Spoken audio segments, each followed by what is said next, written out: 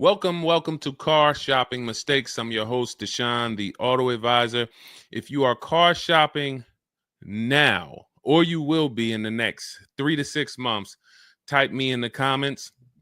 Let us know where you're at so that we can make sure that you have the advice you need to make the best car deal you've ever made and not be spending more than 30 minutes in car dealerships. The name of the game with great deals is to not be spending time in dealerships. The more time you're spending in dealerships, the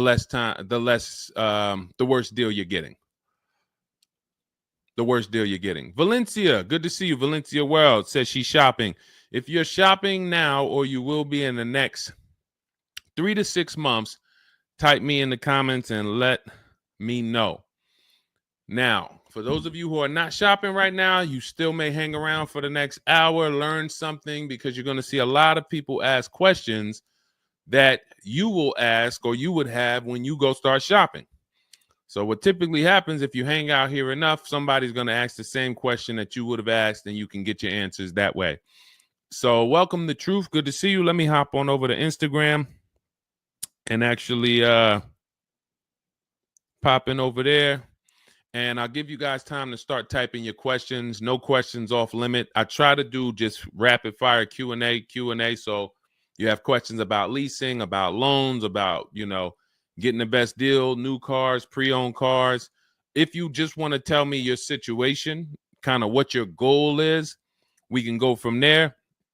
And that's typically how we run it here. So let's see. I'll give you guys time to start typing. Once we get the first couple questions coming in, Dolan will start to bring them into the show. And we'll go from there. All right, I'm just sharing the show. Shout out to the sharers. And before we even start with the questions, I want to talk about the mistakes that I see people making. Let's really start out with the mistake of this leasing versus buying. I'm so happy that over the last 3 years, who was taught never lease a car? You were taught or you heard never lease a car. I could not be more happy that we have been helping people get their first lease for the last 3 and 4 years. The financial advice we've been listening to concerning leasing has cost us thousands of dollars. I was going to lease a car next week. As long as you get 5 offers, cool money. As long as you get at least 5 offers, you're good. See, people are out there paying. There's a couple ways that you can get a car. You can buy it new, you can buy it pre-owned, or you can lease it new. When you lease a car, you're leasing it brand new. So if you look at the financial parameters, you ask yourself, if I buy a new car, how much will it cost me? Now, I want you to use this rule. Every $5,000 is about how much per month. This is not for the new people. If you're new here, type the number 1. Let me know you're new. You've never been on the show. I don't expect you to have the answer to this question. But if you've heard this before, then every $5,000 is about how much on a car payment. You may have seen this in my video. You might have seen this on a show. This is a principle we teach. I want you to lock this into your head forever. Let's see if anybody knows. Or we got a bunch of new people. Michelle's new. I see you. Cool Money's new. DJ Furious. Okay, I see you. Sandra Bonds on Facebook. You're new. Okay, a lot of new people checking in. We're live on YouTube, Facebook, Instagram, and TikTok. So if none of you know, I want you to remember this. Every $5,000 is about $100 per month. Good to see you, Digby, on TikTok. Every $5,000 is about $100 per month. So how do we turn that into a real budget? You look at a car, $30,000 divided by 5,000. You're going to see that's about 600. Well, that is 600. So when you see that a $30,000 car to purchase is $600, if you borrowed that money, now you know about how much that car is going to cost, about how much $600 a month will get you if you purchase. Now, if you lease, $600 a month, depending on the lease deal, could get you a $50,000 car. So we're driving. So if your budget is $600 per month, then you have a couple ways that you can get a car. You can go find a $30,000 new car, no money down. You're at about $600 on a 5-year loan. You can go find a $30,000 used car. You're about $600 on a 5-year loan. Now, for $30,000 used car, maybe it was like $45 when it was new. You get it for $30. Or you can get a $50,000, depending on the lease deal, brand new car that you lease. So let's drive this home. You have people pulling up in cars. They're all paying $600 a month. One of them is driving a brand new $30,000 car. They didn't put any money down. Another one is driving a $30,000 used car. They didn't put any money down. $30,000 car. Another one is driving a $50,000 brand new car. They didn't put any money down. Who's getting the most value? In the short term, it's the person driving the $50,000 new car.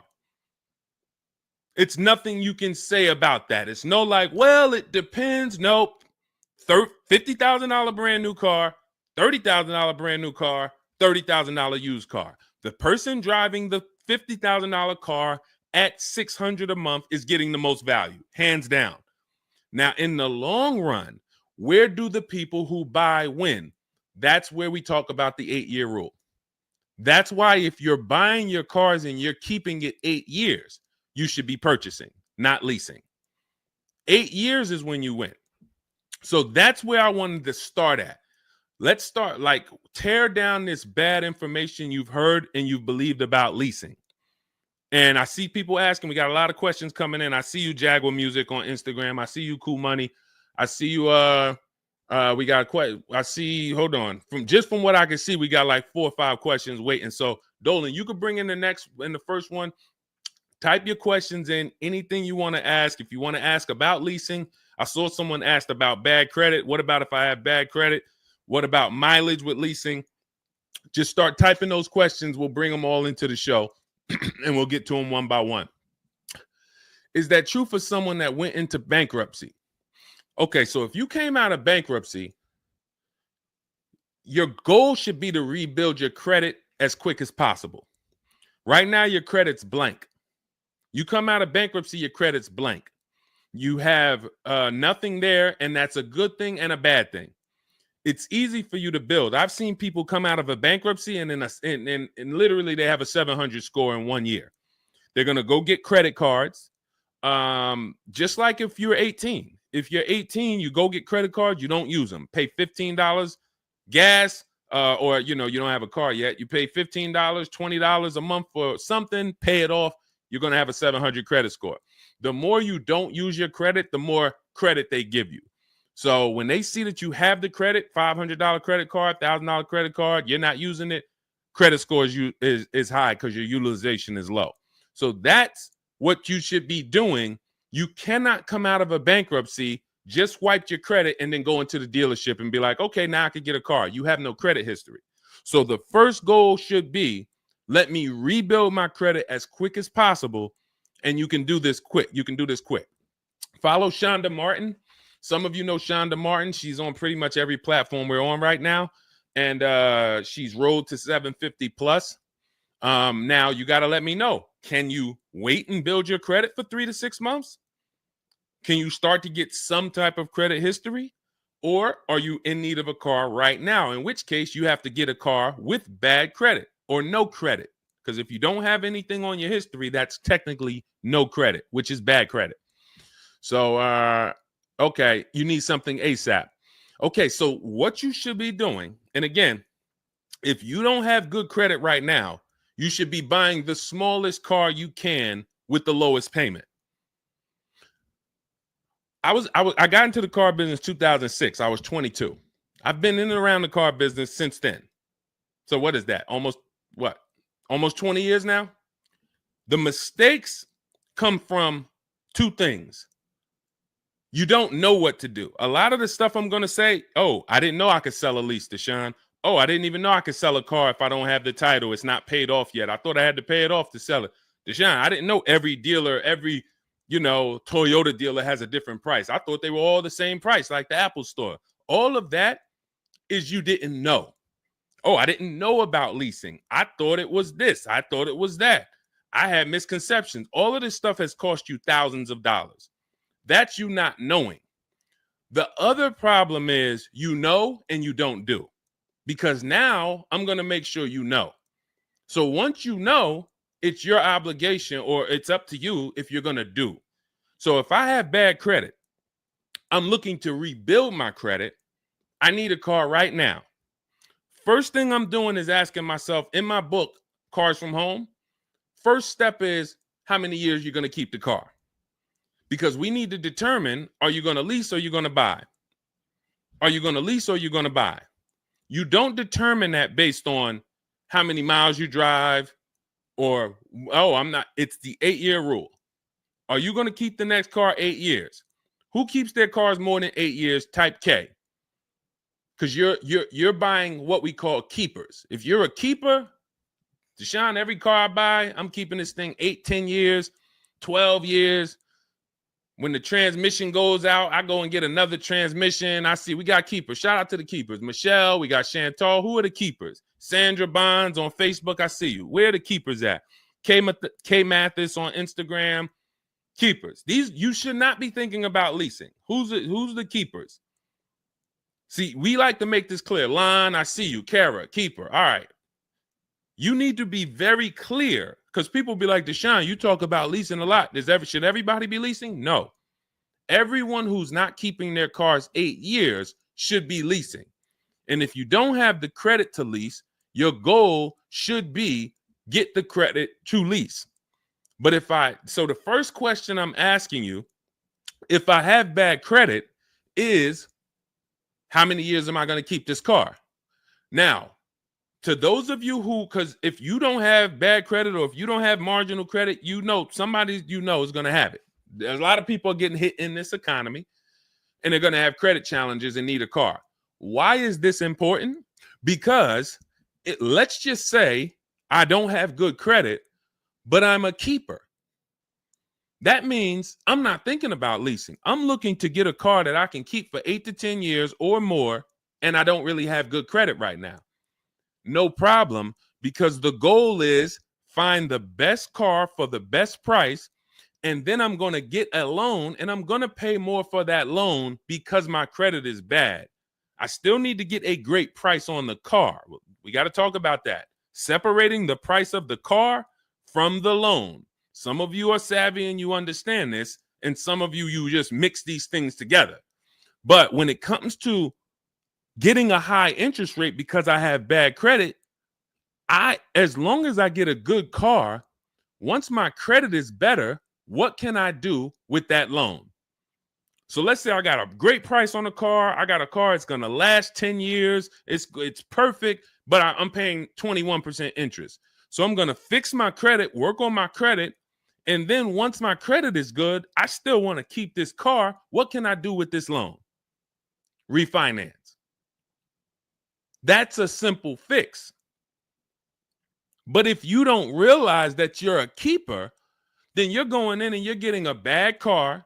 6 months, a year down the road, 2 years, the car's having problems because you didn't take it seriously that you needed a long-term car. So not only did you mess up the plan because the car is going to start having problems, now I got to see, do I want to fix the car, or do I want to, I got to make the payment, now my payment's due, but then the car's having problems. All of this can be prevented.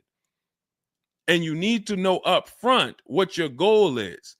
But if your goal is to lease, Deshone, I'm not keeping cars 8 years and I don't have good credit, you should be buying the smallest inexpensive car you can that you can get a loan on. $10,000 car, go drive it for 2 years, make your payments, and then switch into a lease. If you're driving a car, if you're buying a car to keep, then you can go and get a nice car, get the most car you can afford comfortably. You're going to have a high interest rate, and then you refinance that car when you actually get, your credit up. So this is all in my book. My digital book, Cars from Home, breaks all of this down step by step. Whether you have good credit, bad credit, how to know when to lease, how to know when to buy, new car, used car, you drive a lot of miles. I have plans in there for everybody. It's a digital book. It's 5-star rated. Thank you to everybody who went to Goodreads and reviewed the book. You can get a copy of the book. It's normally $97. You can get it as part of my launch offer for 75% off. That's $24. It's for 2 hours. So as long as you get there, go to my TikTok bio, my Instagram bio, the YouTube comments or the Facebook comments, click that link, and you'll see $24 for 2 hours. Once that, as long as you get it before that, you got it for $24 instead of $97. And you can have everything step by step. So you're not worried about, I'm trying to remember all of this. You can watch the replay on YouTube too. But all of this is everything I'm teaching is part of a plan. It's not me winging it. This all comes out of my book. All right, go ahead, Dolan. Bring the next one up. Keep typing your questions. I know we got a lot of questions coming in from all 4 platforms, so Dolan will bring them into the show. Just keep on typing. What is considered marginal credit? Now, this is going to depend on what you're trying to achieve. I like to see all right, who's a homeowner? If you're a homeowner, type me. Now, if you have marginal credit before you bought your home, your realtor or your mortgage person probably told you, go work on your credit and then get your credit to this to get a mortgage. A lot of people do that. They go and they work on their credit, and once their credit is a 640 or 620 or 660 or whatever it is to qualify for the mortgage, they go and get their mortgage. That's how it should be with a car. You want to get yourself, if you have the time, you want to get yourself to about that 660 mark. That 660 mark puts you, and I'm talking, do not use Credit Karma. Do not use Credit Karma. The amount of people who used to come into the dealership we run their credit, it's low 6s, 609, 590. And then they call me back, a couple months down the road. Oh, Deshone, yeah, my credit's better. And then we come in and they're like, yeah, I think it's up to about a 660, 680 now. And then we pull it and it's a 620, 630. And that's Credit Karma. Do not put yourself in a position where you're listening to Credit Karma. Pay. You can go to Google and you can type in, get my FICO scores. You want your FICO scores direct from the credit bureau. If you don't subscribe to a thing that gives you it before you go and make a purchase, you want to know what your FICO score is, not what a Credit Karma score is. But if you have the time, you want to try to get your FICO scores all above the 660, 670 mark. That's going to be in that good category. You can qualify for a lot of leases. Now, if you're in the 650, I want you to think about this. I have something I teach called credit and when it comes to profiles, leasing and credit. It's easier to get a loan to buy a car than it is many times to qualify for a lease. If you got a low 600 credit score, a lot of people will approve you. They're just going to approve you at a higher rate, higher interest rate. With a lease, it can work similar, but sometimes where you're in that low 620, 630, it's very tough to get approved. They're not going to take that much risk, but you may have a strong profile. So when you go into this, it's not black and white, guys. It's not like you can say, if my credit score is this, I'm done. What if your credit score is this, but you have a car payment already you've paid on time? When I worked for Mercedes, I worked for Mercedes for 5 years. We'd have people whose whole life was falling apart, but they never missed a payment on their Mercedes, and they get approved all the time. Everything else is falling apart, behind on the home. But if Mercedes sees you pay them, you got approved. So what I say is a current car. That's why those of you, if you're building to get a lease, if you're building to get a better car, pay that car on time that you have now, because the best thing you can do is have a history of on-time payments on your car. That means a lot to a bank versus missing the car or putting the payments on the back because you thought that somebody told you could do that and it wouldn't affect your credit. A lot of people learn the hard way. Oh, I thought when I put the payment on the back, it didn't show as late. It does. So we again, I'm here to tell you everything from the inside. I've been helping people for years. We have people all around the country. You know, we'll bring a lot of them into the show. Marguerite, Brian, you know, a lot of the people who write in, Sheree. But we have this. I'm telling you from the inside, not from your perspective. I'm not like the public, and it's like, oh, this guy this guy must have really learned about buying cars because he's teaching. No, I'm from the dealerships. And, you know, if I wasn't doing what I was doing for 10 plus years, that was my job in dealerships, working with people, looking at banks, looking at credit reports, sitting there, seeing people turn down, seeing negative equity. So that's where my solutions for you come from inside. And so I would tell you, try to get to that mid sixes mark. And you'll put yourself out of a manipulation zone. You can qualify for a lot more things. All right, I see you, Michelle. I see you. Kim Randall, good to see you. The Savage Mama checking in. Abdul checking in. Good to see you. Go ahead, Dolan. You can bring up the next one. All right. Shout out to Dad. Y'all running the likes up on TikTok. Thank you so much. Thank you to everybody who's double tapping the screen. We appreciate you. Can you talk about putting money down or not when purchasing a car? So important.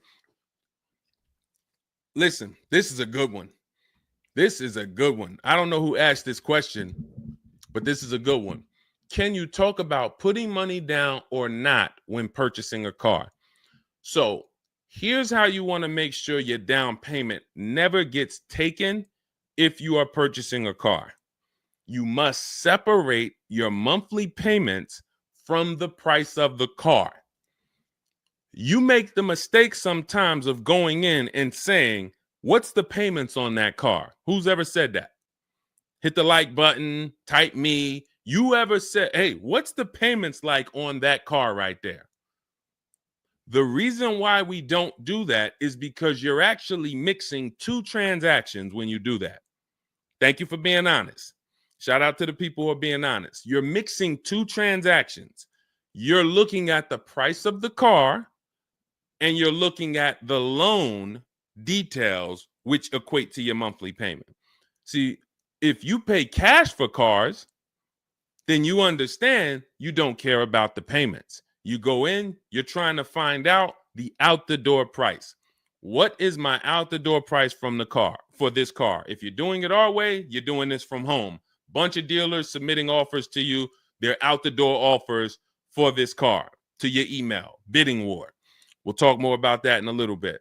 That's the cars from home way. But once you get the out the door price, you then say, all right, that car that I want, $32,000, including all my tax, all my fees, $32,000. I pull up my auto loan calculator. How much is $32,000 on a car payment? Well, 5 years might be around $620 a month. 6 years might be around $550 a month. Okay. Do I want my payment to be that high? If I could afford that payment, do I want my payment to be that high? You see how we've separated the price of the car from our loan and our monthly payments. This has nothing to do, and this is what we call the 3 pillars of great car deals.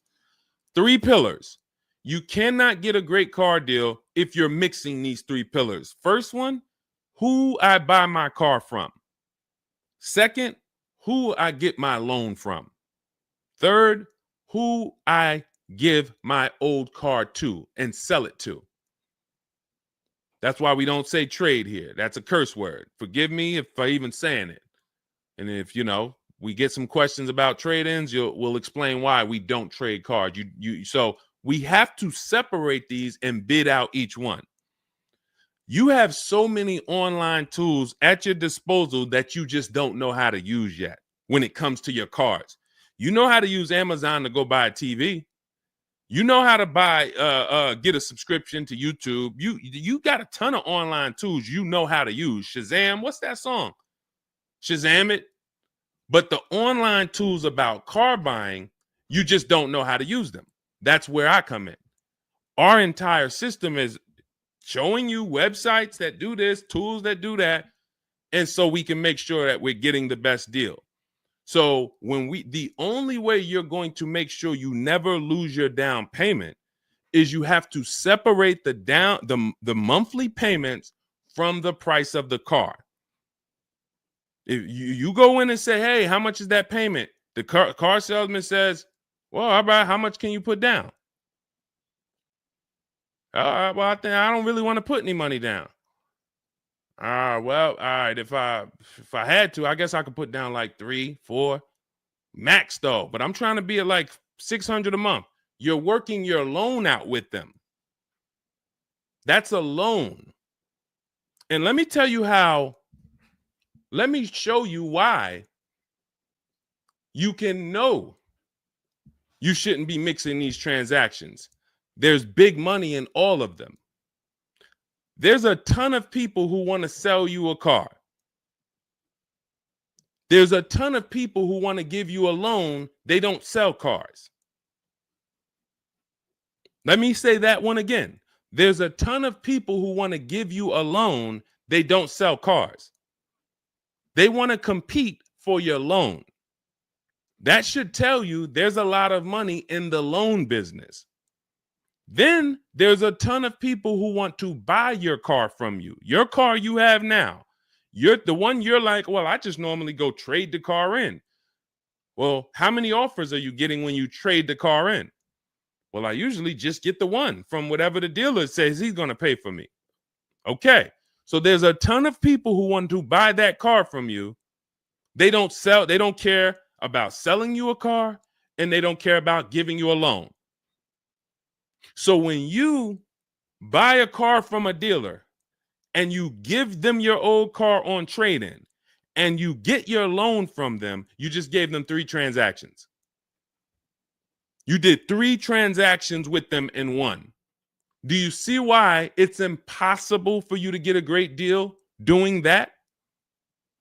Type $signs if that makes sense. Who's locked in? Because I know sometimes we only got a couple people that be watching. Some people, man, you're cooking dinner and you're like, I hear you, Deshone. You're not gonna save $5,000, $10,000 like my students, and you're cooking dinner and you're just trying to listen in on the side. Look, you're not gonna get this. Look, person got a Kia $439 a month, $35,000 car. Look, save probably $6,000 off the car. Melissa, $12,000 that she got from Carvana. Let me just read something from people who are locked in, so you can, maybe this will inspire you to get locked in. All right, this is Melissa. 4 days of leasing like a boss. That's our system we follow for getting our leases. Started with a Kia Telluride as first choice. Quotes for 36 months, 15,000 miles a year. Ranged from 642 to 653. Went to a Honda Pilot. Ended up getting quotes as choice B from 616 to 713 after contacting every dealer in North Carolina. She did this from home, right from home. She got after contacting every dealer, the dealer I ended up leasing from originally quoted me 719, came back at 616 in 3 days with 0 due at signing. This is on a, where's her car at? I can't see. Hold on, 616. Oh, that one wasn't clear. All right, here, let me read this one. Thanks so much for these resources. I read the entire book last night. Already been underway trying to put my deal together. What a great book. I have my quotes together, and now I'm ready to take the next step with the calculator. Big fan of your channel and the resources. However, when we shop for 12,000 miles per year, do we adjust to 15,000? So these are people who are taking action on a plan.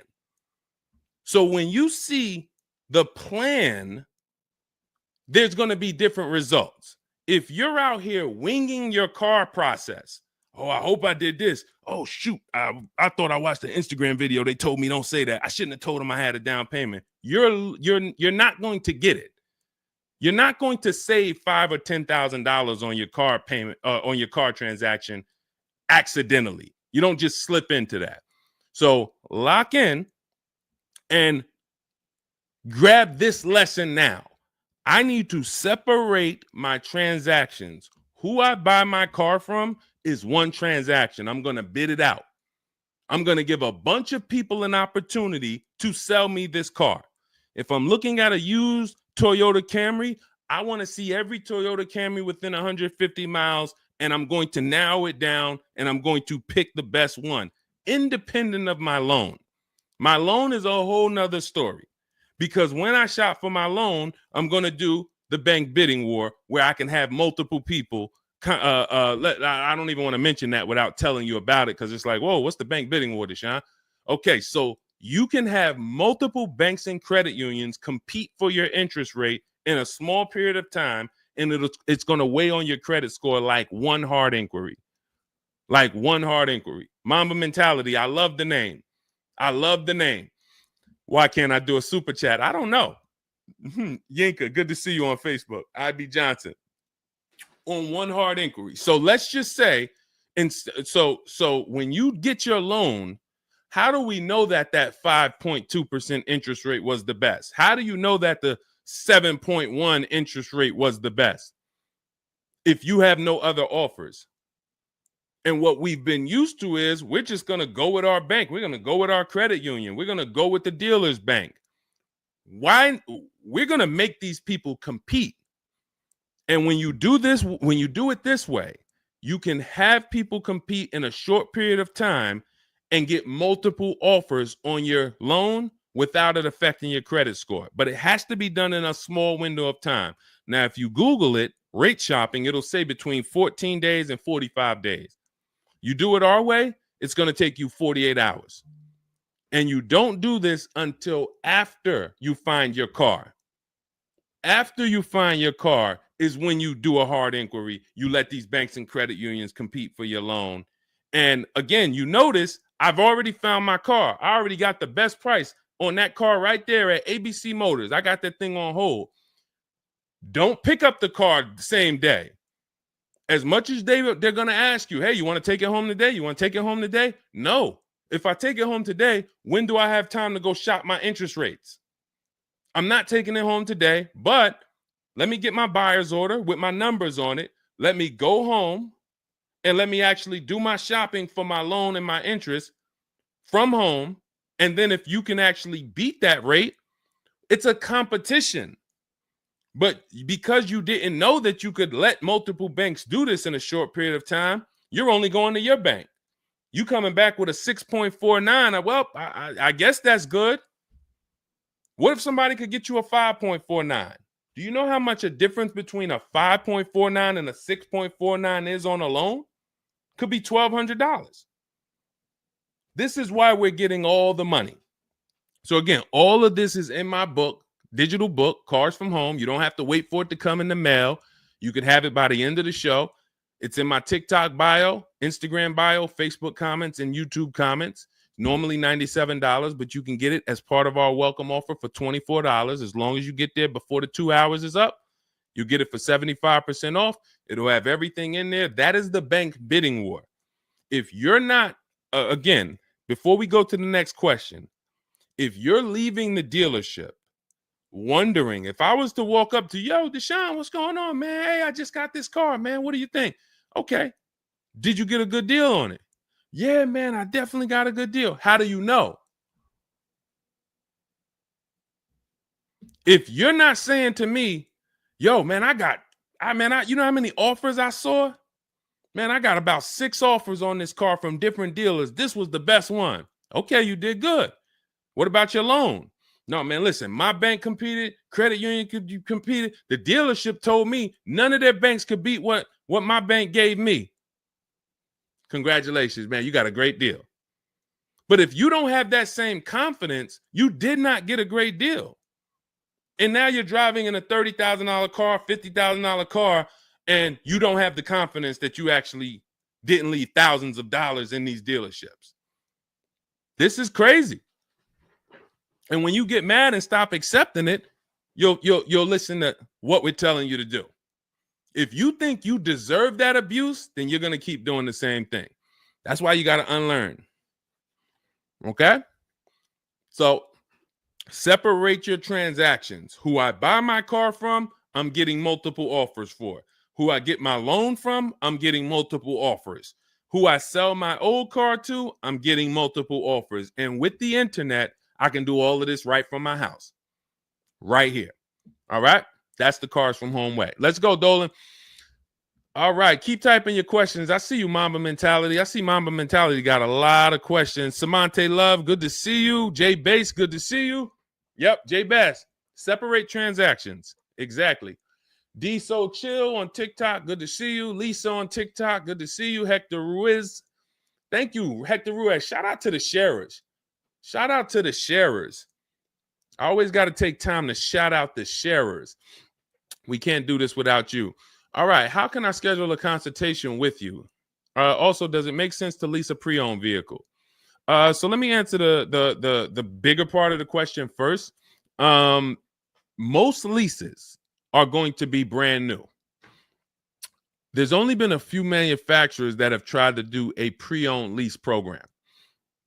Lexus tried it. BMW's tried it. And there's certain brands that can technically lease a used car. The reason why I don't like it is because it's not enough of a wide stream. It's not enough of a mainstream program to create competition. And if you can't create competition, then you don't know if you're getting a good deal. If you walk in to lease a brand new car and you're walking in and again, we don't do this. We never sit down in a dealership. We're there to test drive only. We're never talking numbers. But if you are doing it the old way, you're going to go in and then you're going to get a bad lease deal presented to you. And they'll say, well, I could lease you this 3-year-old one and it'll save you like $150 a month. How do I know that's a good deal? It might be affordable. And sometimes you confuse affordable with a good deal. It's not a good deal because you could afford it. I want to let that sink in. We confuse, you know how many people I watch get a horrible deal, but they go home and they're like, yo, man, they got me to my payment. Bad credit usually. A lot of people with bad credit will brag about yo, man, you got to go see Joe, man. Why do we need to go see Joe? Man, he got me in a car. Nobody else could. All right, let's look at the numbers.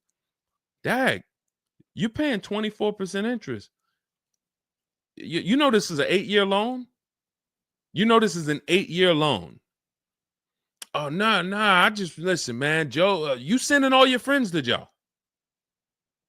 Oh, look, and this car has 70,000 miles on it. You paid 28,000 for it?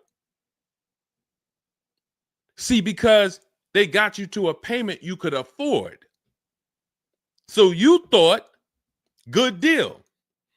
Now, I go into a Bentley dealership right now. Bentley's $300,000. And they say to me, we'll give you this Bentley for $150,000. So they give me somebody offers to give me a $300,000 Bentley for $150,000. 50% off. We're going out of business. Take it. Can I afford it? No. Is it a good deal, though? Is it a good deal?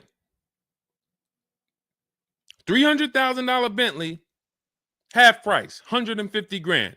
Many people, you don't have that in your budget to go and bring 150,000 dropping on a car. Now, if you want to do a business thing, go buy it for 150, quickly sell it to another dealer for 220. Okay, that's what we would do.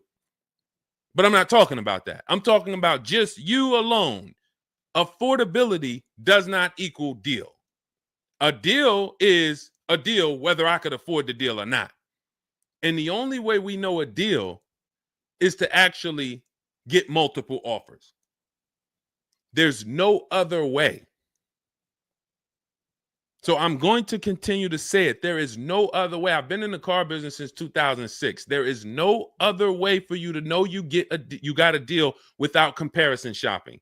Same way if you walked into a grocery store and there was only one, you walk into the Dorito factory. There's only Doritos everywhere. No other competition. They sell them for $7 a bag. There's no competition. So everybody who's in the Dorito factory is paying $7. But when they go in the supermarket, Doritos competing against Lay's, competing against Wise. Oh, you can't be $7, Dorito. You might have to be $4 this week. You might have to be on sale this week for $2.99. Competition. It's everything else. So a lot of what I'm saying to you will click when you realize that you've been programmed to buy cars in a way that you don't buy anything else up. You don't buy anything else that way. Everything else you buy in your life is competition. People competing. Everything else only with cars, we look at one offer. So that's why when you come home, start to look at the whole market, you're going to love this. You're going to be like, man, I don't know how I didn't start doing this before. What I'm teaching is not, the whole Cars from Home system is not rocket science. We just use the internet to create competition. That's how we get crazy deals. That's how you see Alex graduated, was able to get a new lease for my partner, sold his old car to Carvana, bid that out. Notice he didn't trade it. He didn't say I traded in my car. I sold my old lease to Carvana, old 3,500. He got 14. That was his highest bid. Went test driving, got a 2025 Hyundai Tucson, got a 1.3% lease deal, no money down, $42,500 car, $580 a month, and that's a 1.3% lease. Now, $42,500, guys, would normally be, with no money down, about $800 a month. Maybe about $825 for 5 years. He's paying $580. So when we talk about leasing keeps thousands of dollars per year in your pocket versus purchasing. Thousands of dollars, not hundreds of dollars per month, but thousands of dollars per year. So so to answer your last question, I don't do consultations. We have 3 ways we help the public: through my book, through our Shop with Deshone program. A lot of these people that you're seeing me share, they've either got my book or they're in our Shop with Deshone program. Just Ralph, Jen, Stormy. Just wanted to let you know that your package worked. $48,000 MSRP, no money down. She's paying $622 a month. That's normally a $900 payment. Marie, some of you know Marie from some of our other shows. We talked about her. Just wanted to reach out. Thank you. She used the book, saved over $13,000 off of her Mercedes, got her payment to be hundreds lower per month, maintenance included. Just wanted to say thank you. She got a 2025 GLC Coupe. Some people have this same car. You're looking at this car. You're like, hold on, Deshone, I got that same car. Did you get $13,000 off? Did you get $13,000 off? This is when we got to say to ourselves, whoa, what's happening that Marie got $13,000 off? I thought I did okay. I got $4,000 off. You see how dangerous it is when you don't get multiple offers? You thought, man, I negotiated, man. I was in that dealer for about 5 hours, man, to get that $4,000 off. Marie never went into a dealership and she got $13,000 off. So you just made a $9,000 mistake. So you could either change your behavior, go grab my digital book, Cars from Home, learn the same thing, use the same strategy step by step that Marie just used, and you could eliminate you making these types of mistakes, or you can continue to do what the car business wants you to do. So in my digital book, you have everything. That's why it's called 7 Steps to Saving Time, Money, and Avoiding Dealerships. It's in my TikTok bio, my Instagram bio, YouTube comments, Facebook comments. You can get 75% off for the next 2 hours. So you won't pay the normal $97. You get it for $24 if you get there before the welcome offer expires. And that's a digital book. It'll be in your inbox by the time we end the show. You'll have all these strategies to use for you, your family, your spouse, your kids, to make sure every transaction you're winning. You're leaving no money on the table. All right. So yes, I don't do, and you'll see in our Cars from Home toolkit in my bio, we do have a program where we shop for people around the country. In fact, before we go to the next question, let me show you what you'll be able to do. But in our case, we do this for our clients. So you get in where you fit in. I don't tell you, it's like if I put a buffet in front of you, everything gets you full. You get the book, you're there. You come into Shop with Deshone, we do it together. You watch our video checklist. You have coaching calls, we have Zoom calls, we have a private Facebook group. You get to your goal. Or you can, if you qualify, you got to have the credit. You got to be shopping for a new car. You can look into our Done For You program. You can book a call with our team. But here's an example of how big of a margin these offers. I want to show you the difference between some offers here, because some of you don't really see it. Hold on. I got to label these better for our next show. Okay, here's an example. So we can see here for this particular car, the payments ran, all of the car itself is $64,000. We're shopping for a Genesis. This particular month on this particular car, the payments range. Y'all ready? We got 6 offers on this car. The payments range from, well, I'm just reading them to you. $973, $899, $1,102, $1,066, $921, $913. Now this is initial payments. Why is there a $200 difference in these initial payments? This is why you never want to take people's first offer, because the initial payments are going to be high. But even in the initial negotiations, why is it, Deshone? Wait, all of these cars are the same price. Why is one dealer at $1,050 and another dealer is at $899? Because they're criminals. So what do you think you're doing if you just walk into a dealership and say, let me give this dealer a shot at negotiating? If you're negotiating with the dealer that's at $1,050 or $950 or $975, where are you going? And the goal is to have that dealer. This is why when these dealers come, when they come down $100, you think, oh, I had to win. Man, they just came down $100 per month. They started out, they were at $590, and now we're at $490. This has to be a good deal. Well, how do we know that they weren't supposed to start at $490 and end up at $390? If this is clicking for you, type a $, because this is clicking for some of you. Those of you who are locked in, this is why it has to be a mentality change. I'm pulling back the curtain so you can see that, Deshone, it's been feeling like when I go to buy a car, it's a mental game. I drive off and I'm kind of happy, but then I don't really have the peace. I don't really feel like I did good. I'm kind of hoping I did okay, right? That's you, right? So I'm telling you that your gut has not been lying to you. I see you, P. Honda Fundamental Salon. Good to see you. Got my book. Use it. Use it and win. So your gut is not lying to you. I'm just the one from the inside coming to tell you that you closing your eyes and hoping things go well is not working. It's not going well for you. If you looked at other people, they're doing better. If you looked at people with strategy, they're getting cars for $200 a month less than you.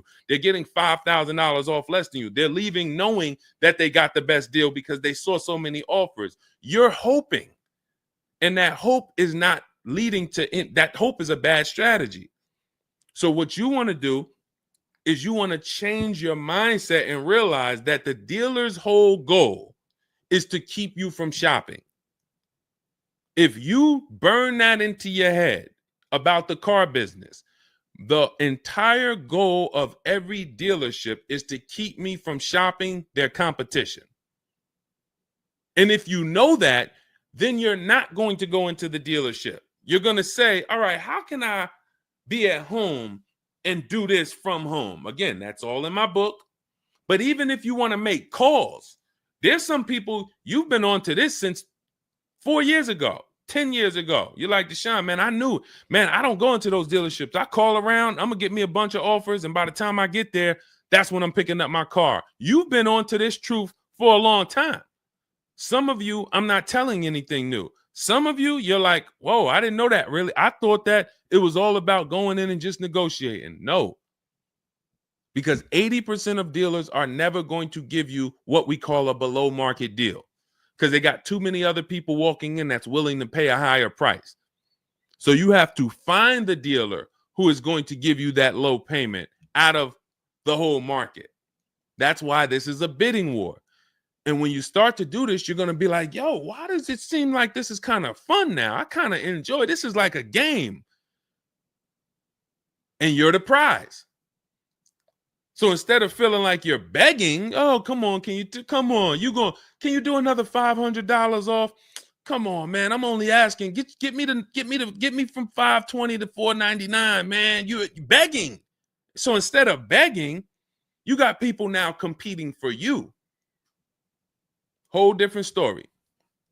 That's what we want. That's the transformation we want for you today. All right, let's go. Dolan, next question. All right, Fundamental Salon, I see you. I see you, Jay Bass. I see you, Randall Pine Straw. You got the number 3 gifted badge. Thank you. Y'all lighting up the lights on TikTok. Thank you so much, Monica 9300, BKS Aggie, Timothy Garces, Drew Saberton reposted the broadcast. Thank you so much. Shout out to everybody sharing this. What about military personnel? What's the question? Just rewrite that question because I don't know. What's the question? I know what about military personnel. I don't know. Are you asking about military rebates? I don't know. So just kind of give me a full question, and then I'll be able to give you a better answer. Hello, I'm planning on purchasing a 2025 Escalade. Any negotiation between the MSRP and the invoice? Of course. Now, if you walk into a dealer and you say something like that, what is the dealer going to say? So let me ask everybody who's watching. We're live on Facebook, TikTok, Instagram, and YouTube. If this person casually walked into the dealer and said, hey, is there any negotiation between the MSRP and the invoice? What do we think a smart dealer is going to say? Not an honest dealer, a smart one. Thank you, Sassy. No. No. And you know what's crazy? They're going to say it in a way that makes you believe it. So if I put my car salesman hat on and I switched it to kind of for myself, this is what it would sound like. Or is there any negotiation between MSRP and invoice? Not really. On these cars, I mean, we don't even have a lot of them. A lot of people are trying to get them now because the tariffs are about to hit. And even though this is an American-made car, some of these parts, they're produced in Mexico. So there's not, we really like to, a lot of dealers are selling them over MSRP. In 10 seconds, I just took you to, whoa, but can I get MSRP though? See, that's why I'm never training you to go in and negotiate with people that negotiate every day, 3 times a day for the last 10 years. You're just not going to be a match. You might negotiate office furniture. Yo, Deshone, I do office furniture. A car salesman couldn't come in and negotiate with you on office furniture. But you can't go into a car sale and negotiate with car salesmen because, again, the psychology, we just know every question to ask, everything to say. It's a mind. And so some people use it for good and some people use it for evil. And so how do we find out what the discount is on the Escalade? We talk to multiple Cadillac dealers. Now, if you're doing it our way, in my book, I have scripts that I wrote for you. It's all by email. So there's a reason that people can actually go in, use this book, use these scripts, and come out with great deals. This is Trey. Trey got 3 cars using our system. He says, my son was in the market in 2025. He just got a 2025 Blazer. He said, I started sending emails in the wee hours of Tuesday morning. So those are email scripts that I wrote. They're in my book. You have access to them when you get my book. You're using all my scripts. We're not talking.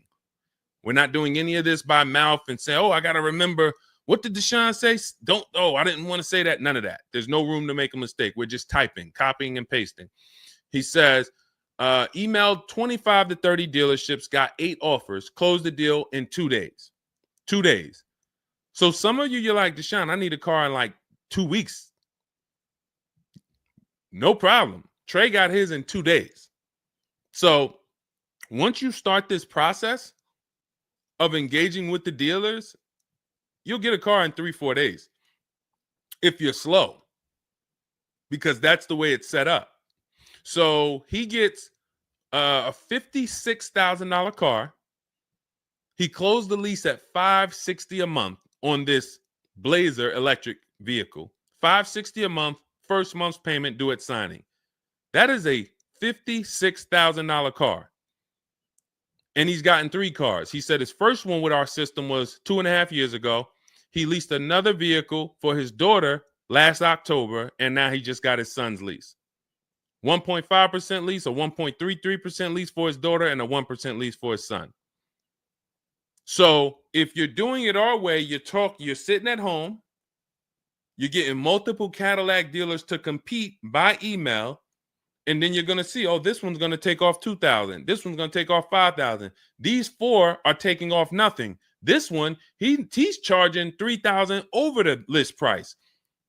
Oh, here's the winner. They're taking off $5,000. That's the best offer. Now, sometimes you get a deal like Sean, and we never know when the bottom is. Or let's take this Genesis. Perfect example. This is a 2025 Genesis GV80. As you can see right here in writing, if you're on TikTok, you can't see, but if you're on Facebook, YouTube, or Instagram, you can see. You can see, let me just take that comment down real quick, Dolan, so I can show the discount at the bottom of that sheet, please. Just snatch that just for 1 second. Look at that. $8,469 off retail price. Brand new 2025. Okay, you could put it back up, Dolan. Thank you. So when you look at that, this is the lowest offer of multiple offers. Maybe $8,500 is the best discount on this particular vehicle. But when we go to Sean, let's go to Sean. F-150 Lightning XLT, $73,000 vehicle. What's his discount? $21,000. Look at the dealer discount and look at the rebates. And every dealer is not going to tell you the rebates. Some dealers will not be honest with you about the rebates. They'll hold some of them or they'll hold all of them. When he got all his offers, he saved $21,000 off the price of the car. So how do we determine, to answer your question about the Cadillac Escalade, what's the discount between MSRP and invoice? We don't know. Could be the best discount could be $3,000. The best discount could be $5,000, could be $10,000, $12,000. We don't know. And because you don't know, you cannot negotiate. If you knew that the best discount you could get on a Cadillac Escalade was $8,000, you knew that, then it would be easy to negotiate. I'm just going to go on. All right, man, come on. You're at $6,000. Nah, man, I want another $1,000 at least. I'll let you keep the last $1,000, but you got to get me to $7,000 because you know the bottom, $8,000. No car that we go in to get do we ever know what the bottom is. So what you're doing is you're feeling for the bottom. But if Sean thought $10,000 off was the bottom for his F-150 Lightning, then he wouldn't have got $21,000 off.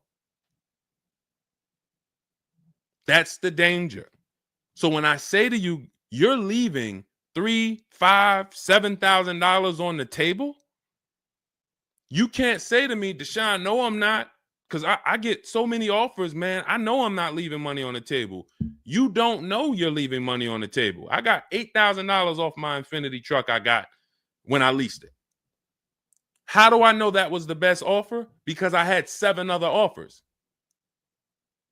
I had 7 other offers of Infiniti dealers that I went back and forth with by email. This one giving me $3,000 off. This one $4,000. This one $6,000. This one $6,000. This one, we'll do $8,000 off. You got it. You won. Took me 60 minutes. This is where I want you to get new cars, used cars. You're making your deals from home. You're the prize.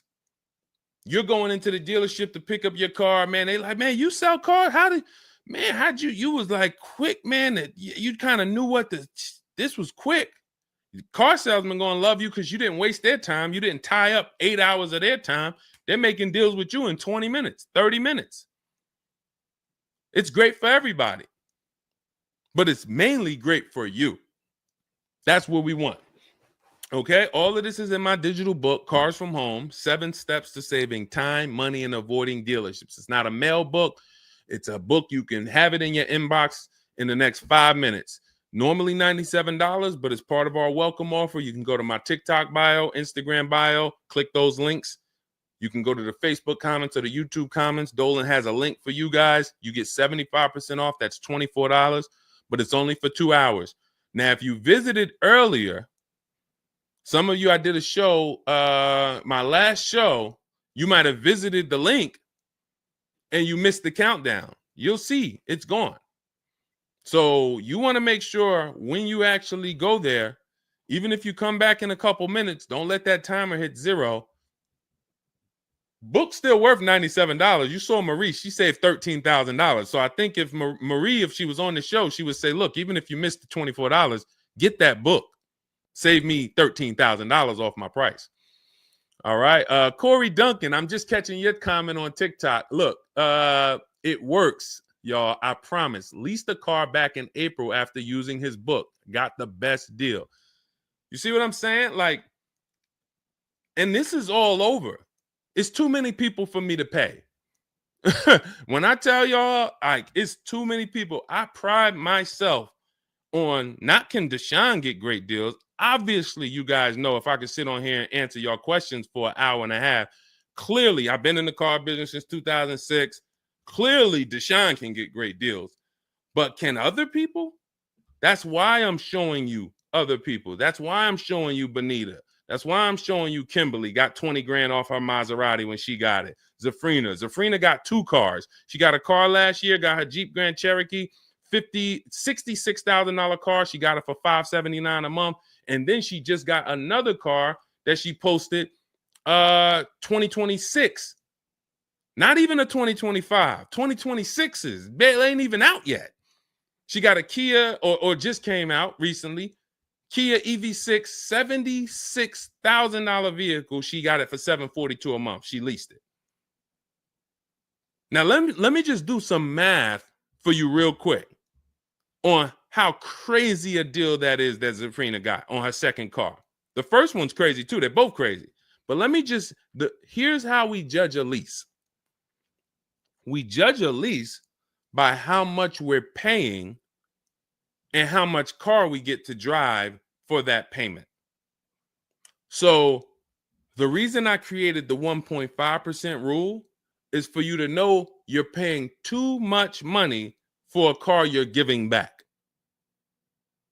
The 1.5% rule tells us if we divide the monthly payment into the MSRP with no money down, it creates a percentage.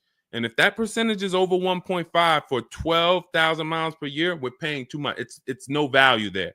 It's a bad value lease. Let's look at Zafrina's deal that she just got. She's paying $742 a month, and she got a $76,000 car. So let's say, go into our calculator, $742 a month, 36 months. That equals $26,700. That includes taxes, everything. That is how much she's giving them for 3 years to drive this car. $26,700. It's a $76,000 car. You don't have to be a mathematician to know that if you walked into a showroom and you saw a $76,000 car, once taxes and fees and everything were on top, it's over 80 grand. And you could drive that car for 3 years for $26,000 and you give it back to them, we don't have to, we can imagine how much value that is. So that's how we judge a lease. And the more I pay, the more I have to look at, okay, is this a good lease deal? Is it a great lease deal? Is it a steal? Zafrina got a steal. Anything 1% or lower, it's a steal. From 1% to 1.5%, that's a good deal. Well, let's say from 1% to 1.25, great deal, great value. And then from 1.25 to 1.5, good lease deal. So it's good, great, and a steal. Any of those is good. It depends on the vehicle, and it depends on how well you get offers, because different vehicles have different lease programs. But once we get, you don't walk into a dealership and say, hey, get me the 1.25 or get me the one. You don't do that. You got to see what the best offer gets you. But this is where you want to be at. Empowered shopping. Okay. Thanks, Randall. I'm working on my lease deal now from the book. Way to go. Way to go. All right, Dolan, go ahead. Pull up the next one. I'm going to take a sip of water. I see we still got a lot of questions to get to. Let's go.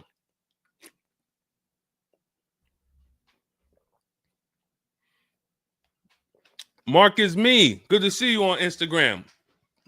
Checking in. All right. Let's go. Does it matter if you email or call a dealership to find out the best price? All right. No. You just got to realize it's going to be different things that come with phone. The reason why. Okay. Who's a good negotiator? All right. Let me put it like this. Who's not a good negotiator? Let's be honest. Who's not a good negotiator? Type me. You're just not. It's not your thing. You don't really like confrontation. Not a good negotiator. Let's go. Who's going to be honest? Oh, we got a bunch of good negotiators on here today. Bunch of good negotiators. Where we at? Hershey. What's going on? Randall, Sassy. Who's okay.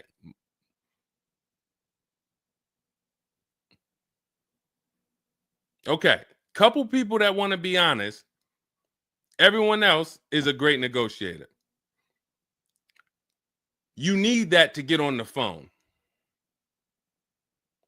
In order to get on the phone, you need to be a good negotiator. You need to be quick with your words. You need to be, and that's what's going to happen when you're calling to get deals. Now, if you're calling to get deals, you just need to be able to know exactly what information to give and what information not to give. So let's just say you call in and you're trying to get an offer, and somebody says, "Hey, wait, I need your credit." Okay, are you gonna say, "Well, no, actually, the people I've been working with, they haven't been asking for credit. Just assume tier 1," or are you gonna, fumble through that? And if you so this is what you're going to get. That's why I say if you're calling, you could try asking for sales managers. But the reason why email far exceeds getting the offers by phone. Now, look, getting the offers by phone is way better than walking in. But if you get the offers by phone, you still have to you have to try to lock down who the good dealer is, because you're not going to really have anything in writing. And that could be a problem. That could be a problem, because whenever you're going in and you're thinking this, that's why everything we do is from home. Your credit app is done from home. If I'm talking to somebody on the phone and I feel like I done talked to maybe 8 dealers, I got 5 offers, and one guy, Matt over at, that dealership it feel like he's being honest. He's giving me the offer. He told me this is what your payment's going to be. It includes taxes. It includes everything. Or this is what I'll sell you the car for out the door. Okay, I'm doing the credit app online because I want all of that firmed up before I get there. I have a video we're going to put out soon about a dealer who we just experienced this shopping for a client, where the dealer put something in writing. And then when we did the credit app, or the client did the credit app, changed the offer. So when they changed the offer, that means they didn't want to do that offer to begin with. Oh, no, they didn't change the offer. They said the car was sold.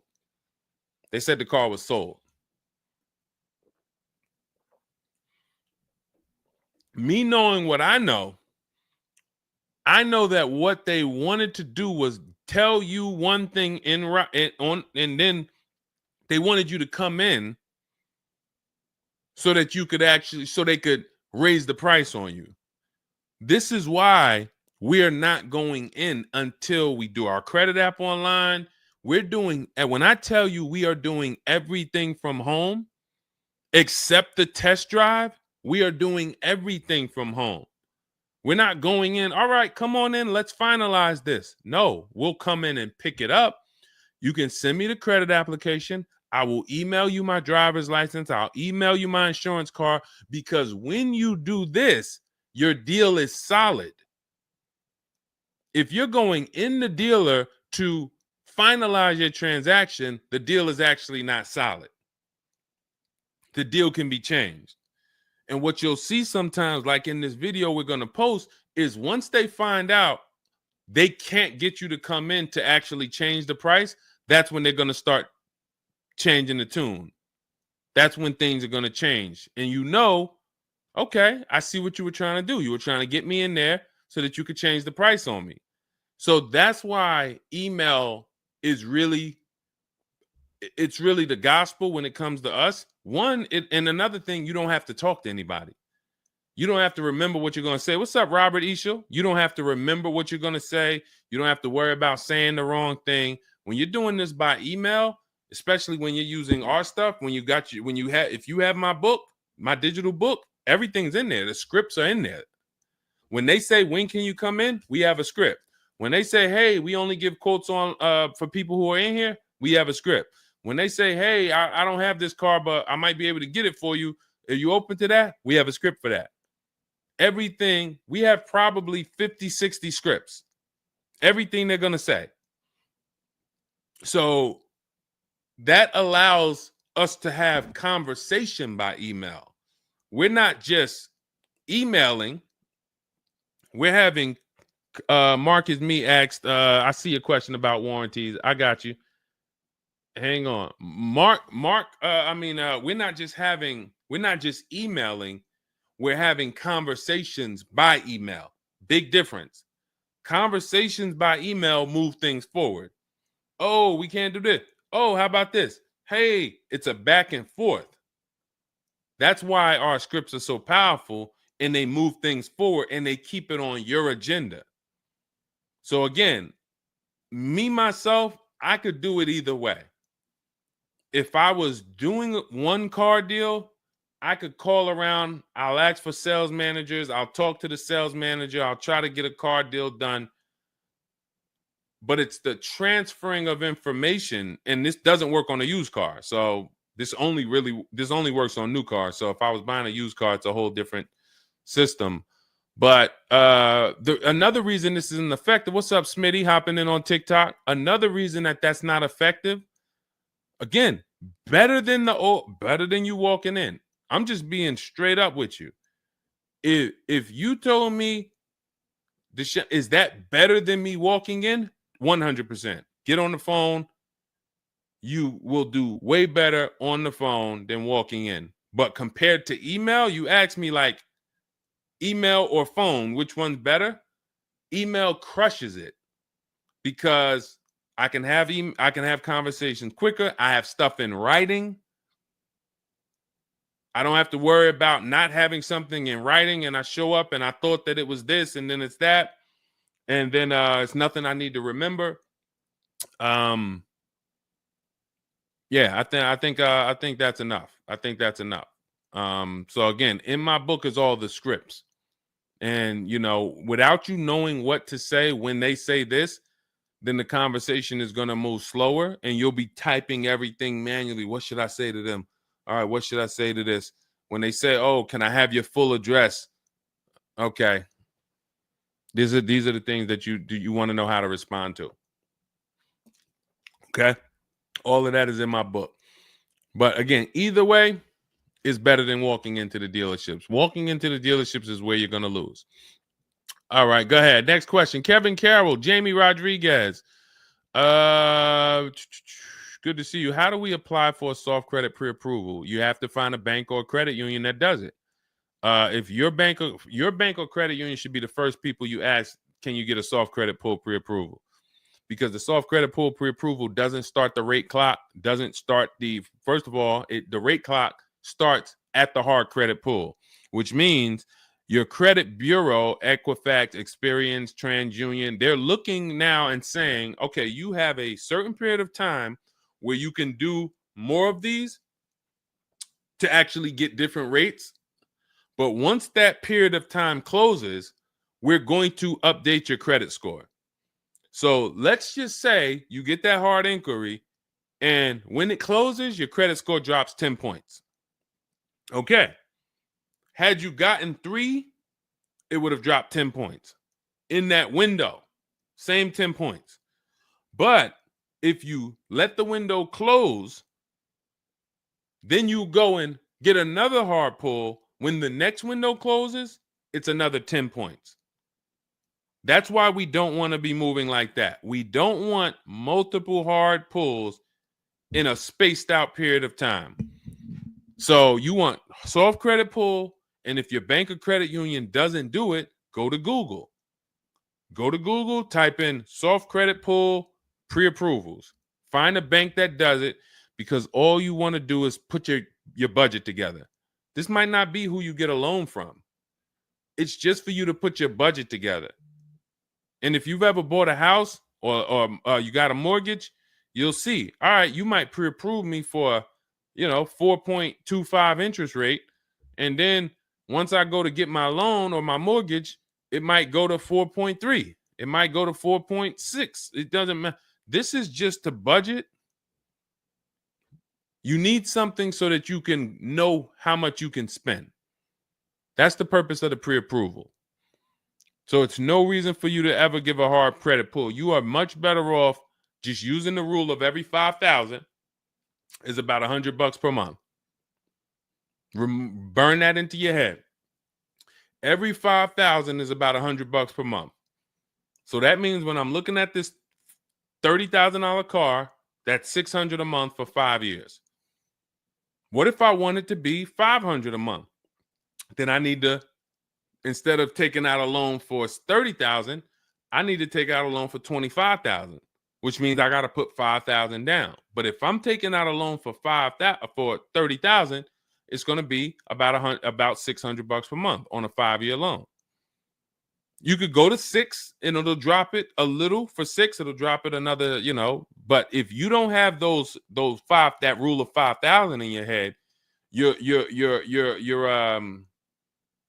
too off in your budgeting. You need to have some type of anchor to what this car should cost me. If I'm looking at a $50,000 brand new car, I don't want to be able to, give me the $600 a month on that. Wait, Deshone already told me every 5,000 is $100 per month. How am I looking at a $50,000 car and saying get me the 600 on that? Just divide 50,000 by 500. You're gonna see, oh, that's 1,000. This thing costs 1,000 a month on a 5-year loan. Yes. No money down. Yes. This keeps you from getting in trouble. This keeps you from leaving out the dealership with a 9-year loan. You're at your payment, but your loan is for daggone. It's like if you might not know, it's there's 50-year mortgages. Who would take a 50-year mortgage? Anybody? Anybody volunteering for a 50-year mortgage? Any takers? I didn't think so. No. Why? If you went into a house, $500,000 house, and they said your payment is this for 30 years, but if you take a 50-year mortgage, it drops to this. Nobody on here would be like, okay, yeah, give me the 50-year mortgage. They're available because we've learned that 30 years is the longest you would take a mortgage. And that needs to be 72 months with cars. That's why I tell you 72 months should be the longest you ever consider for a car loan. And if you go in with these parameters, nobody can take advantage of you. All right. All right, let's go. We'll wrap in a car. We're almost done. I say let's go. I see we got maybe one or two more questions. We'll see. For lease, I can only go through the dealership finance department. We'll bring that one in next. I see you. I see you on TikTok. Anita, I see you. What's going on? Warranty extensions worth it?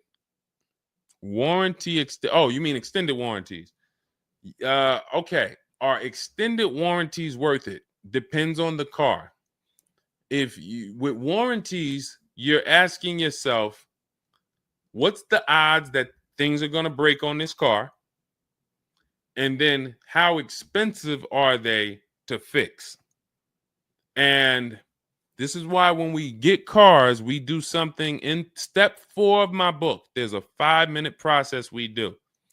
It's a Google check where we check reliability. Every car you look at, you should be typing into Google 2025 this reliability. If you're buying a used car, you should be typing in 2023 Kia K5 reliability.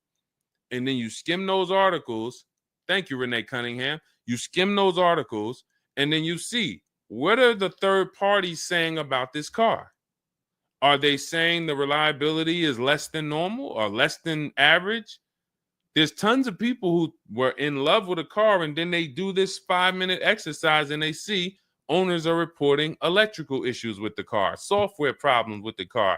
Owners are complaining about the infotainment system in the car. So this is what we call bad DNA. This is not something that when we buy used cars, you'll see in my book and you'll hear me talk about on the show. We screen down used cars with title history, service records, accident history. That's how we make sure it's a quality used car. Title, service records, accident history. But you could put all those things together, and if you got a car with bad DNA, it has electrical problems, none of that will fix it. So, Deshone, I did that whole search you told me, man. I did everything. I narrowed it down. I got a good car. I got the best price. But, man, the car is giving me problems. You skipped step 4. You didn't do that Google search I told you to do, right? No, I didn't, man. I didn't do it, man. I skipped that. That right there, now you got a great deal on a bad car. So the things I'm telling you to do take 5 minutes. Nothing that I have talked about on this stream takes 2 hours or 1 hour or 45 minutes. Shoot, I have my car in 60 minutes. I do the whole process in 60 minutes. So not one thing I have told you takes more than 15 to 20 minutes at a time. So this is a 5-minute exercise concerning this question somebody asks, are extended warranties worth it? So extended warranties cannot fix a car with bad DNA. You want to skip that. So once you find out, okay, I got a car. For example, there's certain Nissans, when you pull them up, you do you're going to type in the year, the make, the model, longevity. Going back to the keepers. Everybody who answered earlier, they're a keeper. You buy your cars, you keep them more than 8 years, type K for keeper. You don't lease. I don't want you thinking about leasing. But if you're keeping, you need to think about warranties. Just like people who lease don't need to think about warranties for the most part, unless they're a high mileage driver, they're getting a high mileage lease, they're not thinking about warranties. So if you're a keeper, you're thinking about warranty, which means you need to look at longevity. There are certain cars you're going to type in, do this exercise, type in the year, make, model, and the word longevity to Google, and you're going to see this car, owners report transmission problems between 90 and 110,000 miles. There's nothing you can do to change that car's DNA. Nothing. So yes, you can get one with good service records, good accident history, good title history. Nothing you can do to change the fact that that car has transmission problems from 90 to 110,000 miles. So once you do that exercise, that quick 5-minute check, then we can look at what's the cost of repairs on this car? Is it a Mercedes where when something breaks, it's $2,000? If it's a Mercedes and something breaks, and you can keep typing your questions. If you have a question on TikTok, nothing's off limits. So we got time for a few more questions, but you got to type them in for us to bring them into the show. So are we, once you know what cars, like give you an example, you got a Honda, you got certain cars, they're very inexpensive. Something breaks on the car, the parts are cheap, inexpensive. These are the cars where you don't need extended warranties as much as you need a car when you look at a car that has high cost of repairs. So what should you be typing in for the car you want? Cost of repairs. If you're looking at a Volvo XC90, Volvo XC90 repair cost. Where does it fall? You're probably going to land on an article that shows you the rankings of cars repair costs. If you see that Volvo and Cadillac and Mercedes and all Range Rover, Land Rover, they're up here, then you need an extended warranty. Because when one thing breaks, if you got a $3,500 warranty, it might pay for the whole warranty. One thing. But if you're looking at a car and it's very low, Mazda or Honda or Toyota or very low cost of repair, then maybe you save the $3,000 and you don't get an extended warranty. You just put that money to the side. So it's going to depend on the car. When I worked for Mercedes, if somebody was buying a Mercedes, I told them, go in there, finance department, buy as much warranty as you can afford. That was my words all the time. Buy as much warranty as you can afford. IDK, following your book to secure a lease. How do I get it without putting money down? We don't shop with money down. So you haven't gotten to that section yet. I'm glad you have the book, IDK, but there's no scenario when you're using our templates and scripts where we shop with money down. In step 3 of the book, which is deal focused budgeting, I explain how down payments come in, and I explain the risk of down payments. But when we're in step 5, which is reaching out to dealers, where we're getting our offers, there's no down payment that ever comes into the conversation. All of our lease offers are with first month's payment due at signing.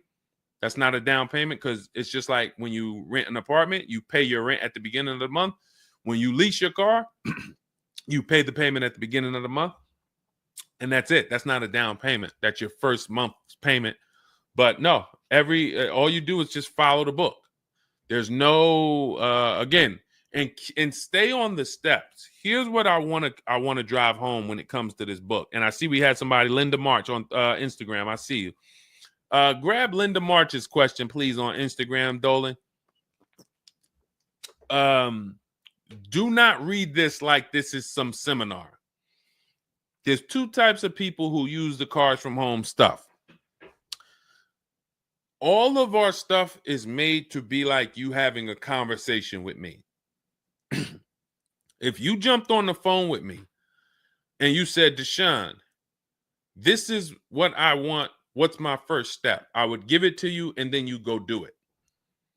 I wouldn't say to you, okay, Linda, you're going to do this. And then once you do that, go and do this. And then once you do that, go and do this and then do that. And then by the time you finish this, you'll see this on this website, and then you'll be ready to pick up your car then. How would that go for you? Carrie Ann, Gifted Hands Cash, good to see you on Facebook. Well, how would that go for you? You would be like overwhelmed, confused, messing up. That's the way it is when you get my digital book, Cars from Home, and you read it straight through. What you're seeing all the steps. The last step 7 is delivery or pickup, and I'm congratulating you. You did it. The step before that, we're going over paperwork in the finance department and extended warranties. You shouldn't be there, because you should be going through step 1, checking it off. Deshone told me do this. Step 2, check it off.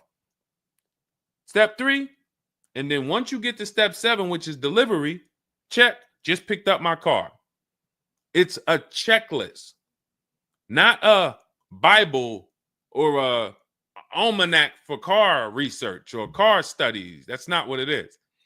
And so I want to let you know that, so that you don't come in thinking you're about to learn a lot about cars. In fact, that's how it was when I first started. My first book was called 52 Car Buying Questions Smart People Don't Ask that cost them thousands.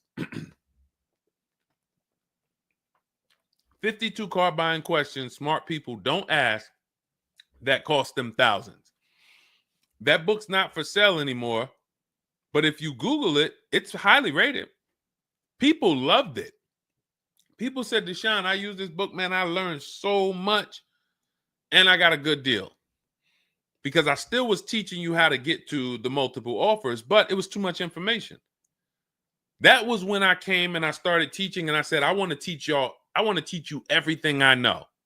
No, the way my book now is, Cars from Home, 7 Steps to Saving Time, Money, and Avoiding Dealerships, is to get you right from where you're at to your car. 90 minutes, 2 hours from home. Boom, boom. Little small exercises here, 10 minutes here, 5 minutes there. Boom. All right, I'm picking up my car. So that's why we have the success stories that we have, because of the fact that it's a focused step-by-step book. Okay? So you can get your copy in my TikTok bio, my Instagram bio, the YouTube comments, or the Facebook comments. It's 75% off. That's the welcome offer. It's normally $97, but you can get yours for $24 as long as you get to my bio and Instagram, TikTok, or the YouTube comments or the Facebook comments before that 2 hours expires. This is Brian, just got his first ever lease using the book. Thank you, Brian. 2025 Honda HRV, $30,000 car, $395 a month. That's a 1.2% ratio. No money down. Initial quotes from that dealer was $434, and he used the counter offer calculator and got it down to $395. So that's his best offer, not to be confused with his only offer. That's his best offer that went from $434 down to whatever he ended up paying to get it to 1.2%. So that is how you want to do it. Step by step, go grab your book. Make sure when you get your book, screenshot the thank you page, because my support team's email is on there. Sometimes you're typing fast, you misspell your email, but as soon as you actually pay the $24 and get your book, you'll see the book is on the thank you page. So you can click that link, open it, save it. Make sure you save that link, because every time I update the book, that link is your master link, and I also email you a copy. Okay, and then you'll have everything we teach step by step to get as many cars as you want. You'll see, you'll be like Sheree, you'll be like Zafrina, 2 and 3 and 4 cars. Rosalie, 4 cars. Ken, we talked about. Trey, we talked about earlier, 3 cars. These people have been with us since 2021 and 2022. So if you're new here, you got people that's already 3, 4 cars up on you using what we use, and catch up. All right, go ahead, Dolan. I saw we got a couple more from Carrie Ann. We got Linda March. Following your book to secure a lease, how do I get it? Oh, that's what we just answered. We already answered that one from IDK. I saw you grabbed it, but I answered it before you grabbed it. Carrie Ann Gifted Hands. Evening. Okay. Can a dealership... I'm sorry. I'm having trouble reading. I'm going to have tea on these broadcasts, because can a dealership take your newly purchased vehicle to a private mechanic without telling you? Actual dealership, because he refused to pay the money to get it fixed. Can a dealership take your newly purchased car? So if they're taking it to a private mechanic, then it most likely does not have a manufacturer warranty, because if it had a manufacturer warranty, for example, Kia has a 10-year manufacturer warranty, bumper to bumper warranty. I think it's 10-year bumper to bumper. But when the manufacturer puts a warranty on a car, dealerships don't really want to take it anywhere, because the manufacturer is covering the cost. They're covering the cost of the parts. They're paying the dealership for the labor. So it sounds to me like you got a pre-owned car and it was newly purchased to you, but it doesn't have a warranty. So they may have offered you some form of warranty. Maybe they put something in writing, and whenever you buy a car, you should have something in writing on the buyer's order. This is why we have a whole step in my book for paperwork and protection. That's step 6, because you need to have certain things in writing before you actually take delivery or pick up. But it sounds like they probably had an in-house warranty, like, hey, if you come back, you got 30 days or 3,000 miles, or you got 90 days, and if anything goes wrong, just come on, bring it back. And now you brought it back because you had an issue, and they're looking and saying, well, our guys can't fix the issue, or we don't want to pay our guys to fix it. We're going to pay, this guy over here, and he's going to fix it. He can do that because there's nothing in writing that says he can't do that. And she said, correct. Ask me how I know. I swear, the reason why I invite you into my world, guys, is because everything that you think is complex is totally normal for us. That's a crazy situation for you. I can tell you exactly what's going on because I've seen this situation for the last 20 years.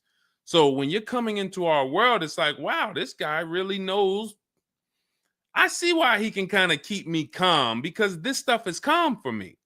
That's where I want you. It's like being with somebody and you're going into a scary situation, but they've been here 200 times.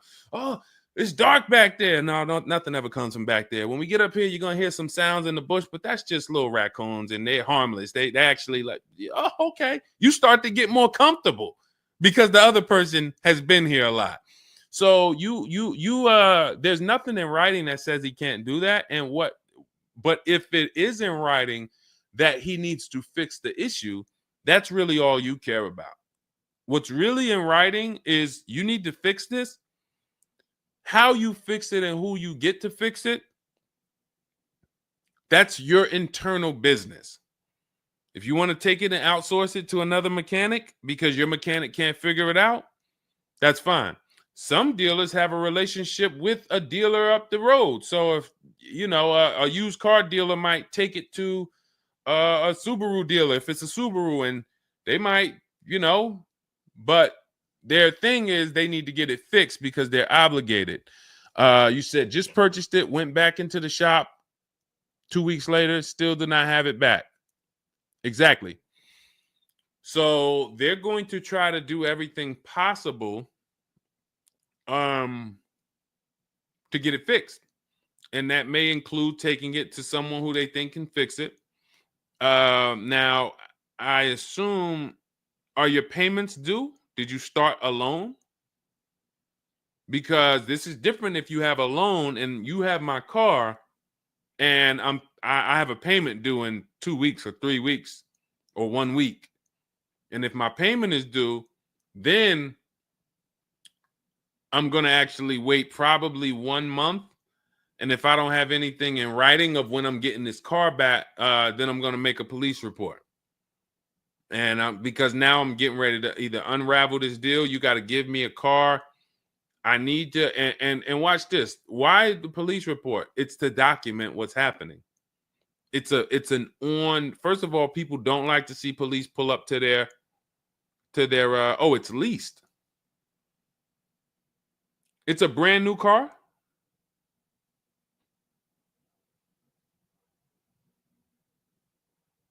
It's a brand new car. Most leases are brand new. In which case, a private mechanic shouldn't be working on a brand new. No, it's used. That's another reason we don't lease used cars. That's uncommon. See, that's what I was saying. Leasing used cars is very uncommon. No competition, warranty issues. This is why it's not a mainstream thing. And this is why it's not something that I recommend. But I don't say it's not possible. Because when people say, oh, Deshone, could you lease a used car? I'm not going to say, no, you can't. But what I'm going to say is we don't. Now, you have is there a warranty in writing? Did they write something on, because now you pretty much have a payment on a car that's used. That what is the warranty? What did they put in writing that they would cover if something went wrong? They had to put something in writing because they're covering it now. You know, or they have to fill some form of obligation. You paid 2 payments, but what warranty did they give you? Was it a certified car? Because that would give you a year warranty from the manufacturer. But again, I don't think you have a manufacturer warranty. In fact, I almost know you don't, because they wouldn't be taking it to a private mechanic if it had a manufacturer warranty. Originally 32,000, at the end 62,000 through. Originally 32,000, at the end 60,000 through Exeter. Yes. Well, I mean, originally 32,000. I don't know what you mean by that. Is that your mileage? I need to know. Did they put something in writing saying that they were giving you a warranty?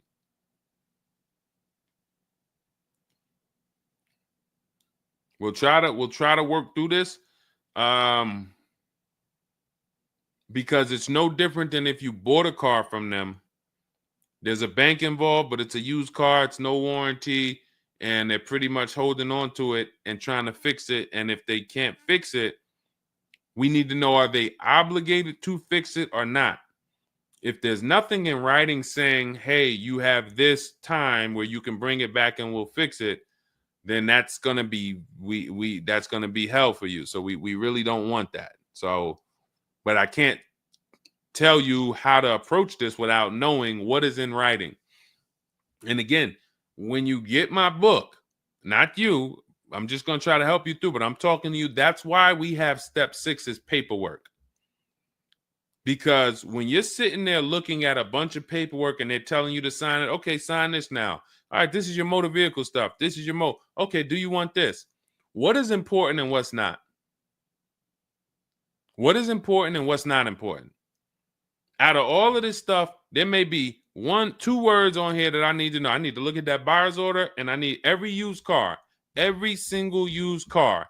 I need to know what the warranty is when I drive off. Is it as is? That means when I drive off, it's on you.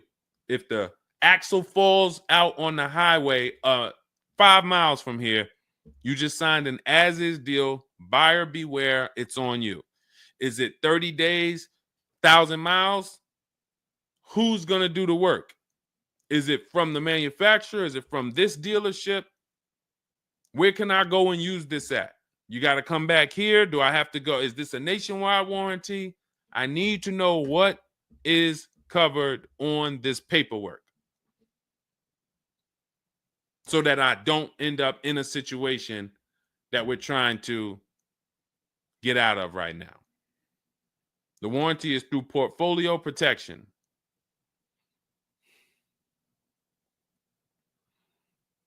So it's a warranty.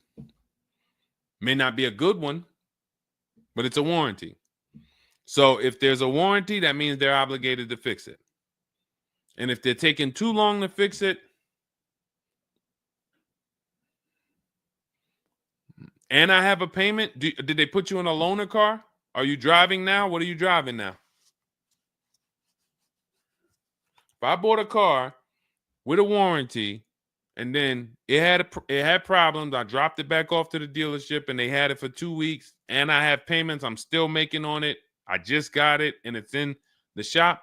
I'm not going to let that car stay in the shop more than 30 days with no car. I'm in a loaner. Okay, so you got to just chill out. You got to just chill out. Hopefully the loaner is as nice as the car you got.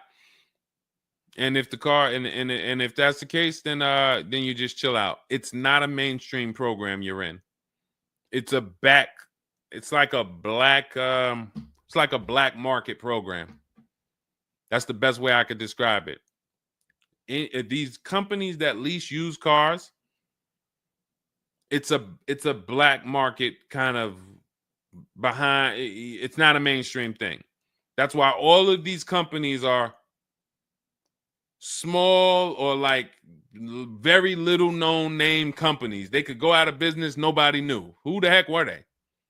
Nobody knew. portfolio such and such went out of business. I never even heard of them. Who are they?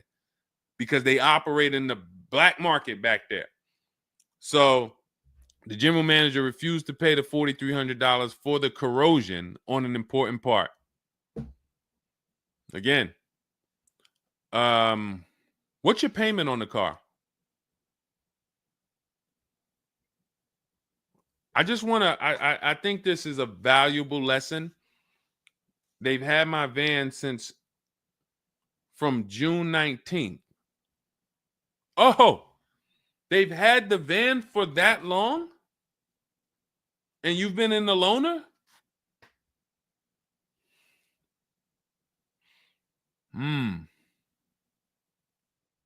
Holy crap. All right, what do I do from you? What's your payment on the car?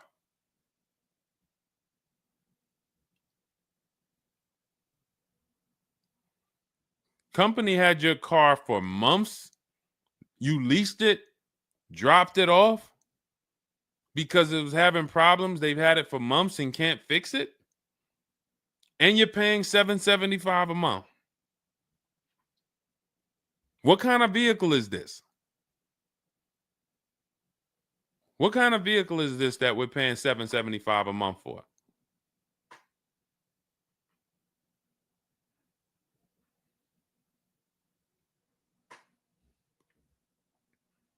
I just want to give you some time to type. I mean, I like to try to give you, I like to try to give you a like, what would I do in this situation? And then you have to realize that you can never put yourself in this situation again. Pacifica, a Chrysler Pacifica. It's just getting worse and worse. $775. Do you know what you could be driving for $775? See, the used car leases. Why the used car leases? They don't even make financial. It's not even like a huge financial win. If you'd have told me I'm driving a Chrysler Pacifica and it's $300 a month, $250 a month, then I'd said, okay, well, maybe they're giving you a stupid deal. But I could show you 5 cars for $775 a month that are $80,000 and $90,000 cars, brand new cars. I'm sorry, for $775 a month, I can show you $775, $60,000 cars, $55,000 to $65,000 cars, no money down. I also traded in a Buick and they gave me $2,000 for that. Listen, dear. All right. They want to keep you in the car. God, how can you get out of this car? Oh man. And just so you know, some situations you can't get out of. So it's not like there's always a way out. There are some situations. That's why the reason why I want you to have my book, 7 Steps, Cars from Home, 5-star rated, Google it. The reason why is because you're not going to, once you sign that paperwork, it's not as easy as you've been taught to just get out of it. If it's a bad deal, if it's an overpayment, you go switch your car, it doesn't mean you got out of that deal. You just got out of that car. You rolled over the negative equity to this deal. Car deals are like, once you sign them, the damage is done. And then it's about, all right, what's the best way to get out where I lose the least amount of money on this deal? But I'm going to lose. Negative equity, it's going to be there. So it's much better to arm yourself beforehand than to say, all right, I'm in this situation now. How do I get out of it?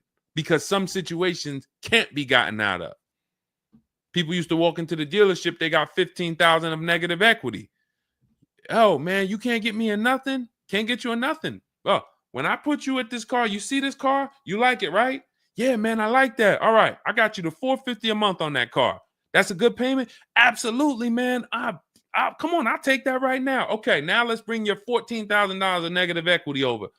Yet $450 a month. That goes up to now $700 a month.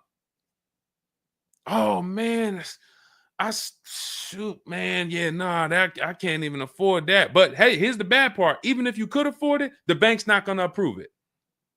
So it doesn't matter if you could afford it because the bank's not going to approve it. So you cannot get out of that car. So that's why you arm yourself now. That's why I'm telling you, before you need a car, before you go sign the paperwork, make sure that you are armed with the right information. So now, if in this particular case, and you have a cosigner, you put a cosigner on here, told us to wait 6 months, and then we can switch owner names and info. Every time I think this can't get worse, you make another comment, and it just gets worse and worse. They called me in yesterday to pick it up, and the same problems were present.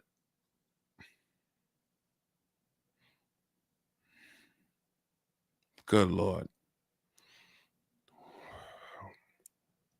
I'm almost stumped. Okay. All right. All right. You need to find out how many miles are on this car? How many miles are on this car? This is not a good situation. So that's why it's harder. And what I'm about to tell you, it might not even work. You may just be stuck in it. I'm trying to see if we can slice it any way possible to give you some form of solution. But if they keep giving you the car back, same issues, 60,000 miles on the car. Okay, so what I would do is you call and get the payoff. It's gonna be low. I mean, it's gonna be high.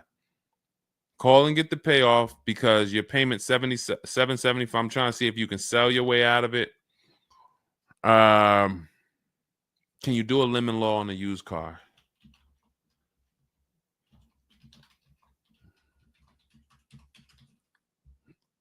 Let's see. Yes, some states have lemon laws that cover used cars, but the specifics vary by state. What state are you in? If they can't fix the same issue, but it's an aftermarket warranty.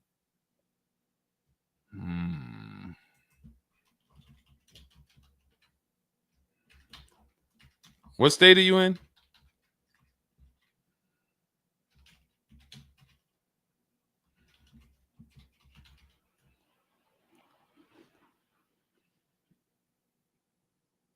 Maryland. Let me see. On a used car, Maryland. In Maryland, the lemon law primarily focuses on new cars or lease cars.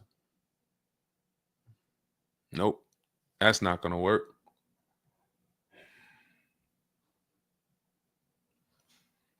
Jeez.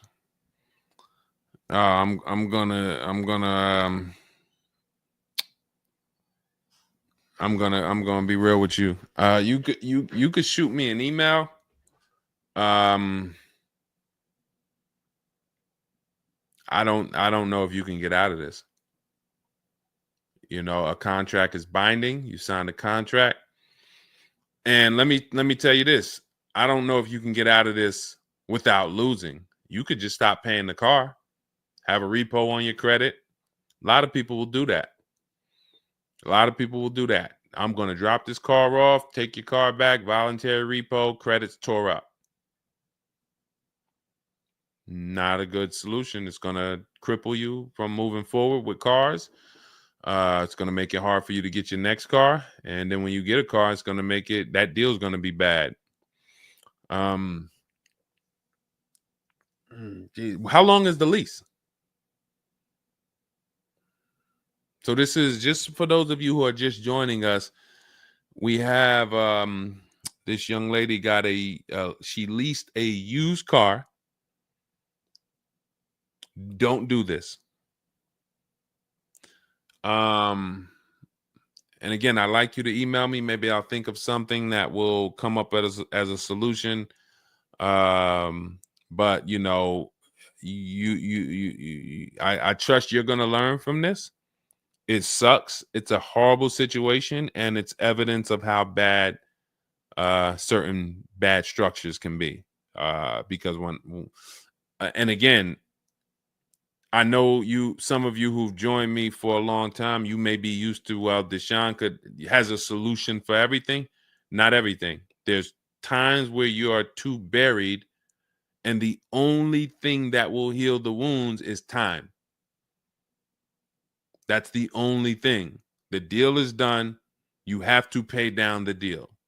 And then in a year, 2 years, you might be able you might be able to make a move, but you have to suck it up, bite the bullet,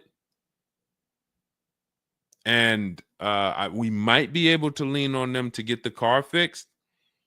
78 payments. How? You said you leased it. This is a loan then. This isn't a lease then. 78 payments. You're in an 80-month loan on a Chrysler Pacifica paying $775 a month. It's not a lease, that's a loan, and it's 8 years that it's 7 years. 7-year loan.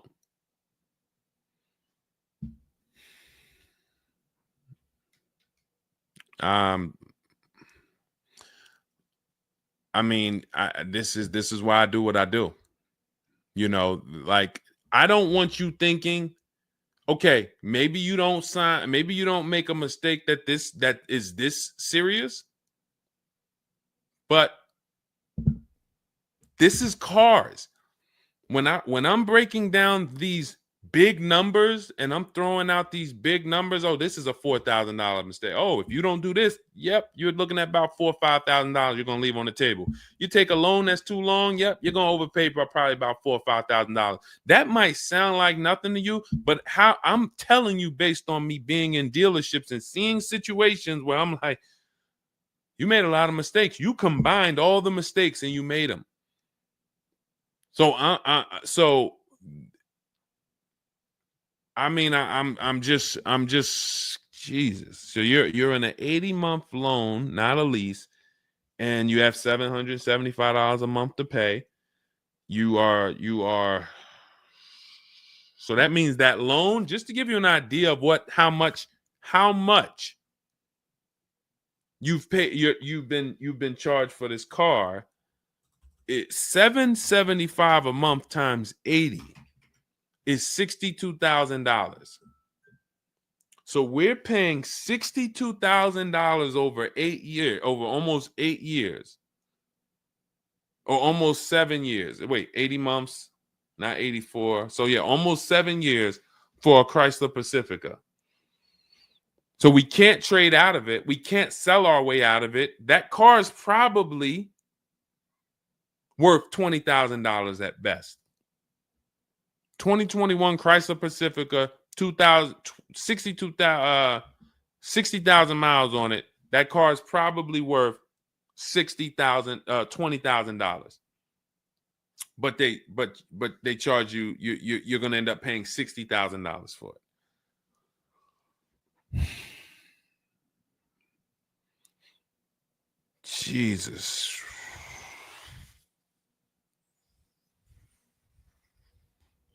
Most people will let the car go. Most people will let the car go. I don't. If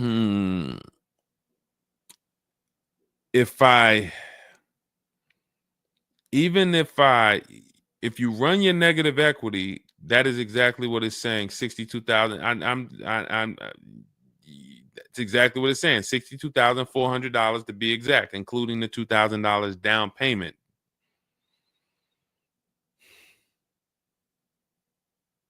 What's the name of this company that you did business with? My friend will not let that fly. That is one of the worst car transactions that I've ever seen anyone in. And your friend is on the deal with you as a co-signer. This is level 10 out of 10 bad. Rich Morton Mazda. Do you know what your credit score was roundabout when you made this deal? Rich Morton Mazda in Maryland. Everyone remember that name. Rich Morton Mazda in Maryland. Stay away from them. This is one of the worst deals I've ever seen. She is the main person they told me I could not sign the papers.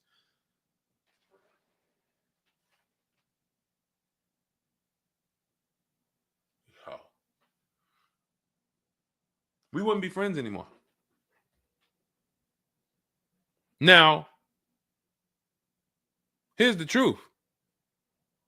Nobody pulled the wool over anybody's eyes. We looked at these numbers. She didn't say to you, wait, these numbers look crazy. I'm not signing them. You're not getting this car. Both of you went in there and signed these deals. So let's I'm not even going to say she's the friend, but nobody's going to say, well, y'all tied me up and held a gun to my head and made me sign those numbers, and y'all didn't even read those numbers to me. So, but, jeez,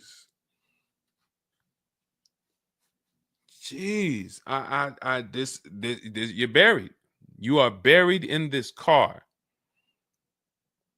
The only way, and what's crazy is, even if you voluntarily let it go, you ruin your friend's credit. Because she's the one who signed for the car. Bad, bad, bad, bad, everything bad. I wish there was a silver lining that I could think of. What I would do is I would find, you need to find out how upside down you are. You need to go on CarMax, write down these 6 sites, write down these 6 websites. You need to go on CarMax, Driveway, Kelly's Blue Book, Cash Offer, Auto Nation, Carvana, Car Gurus, Cash Offer. And you need to see what that car is worth. Let's say they say the highest offer is $25,000. $25,000. The total of your payments is not what you owe. That's what you would have paid after 7 years. You need to call the bank and you need to get the payoff. That is what you do tomorrow morning. You go on those websites tonight or today. You find out what this Chrysler Pacifica is worth.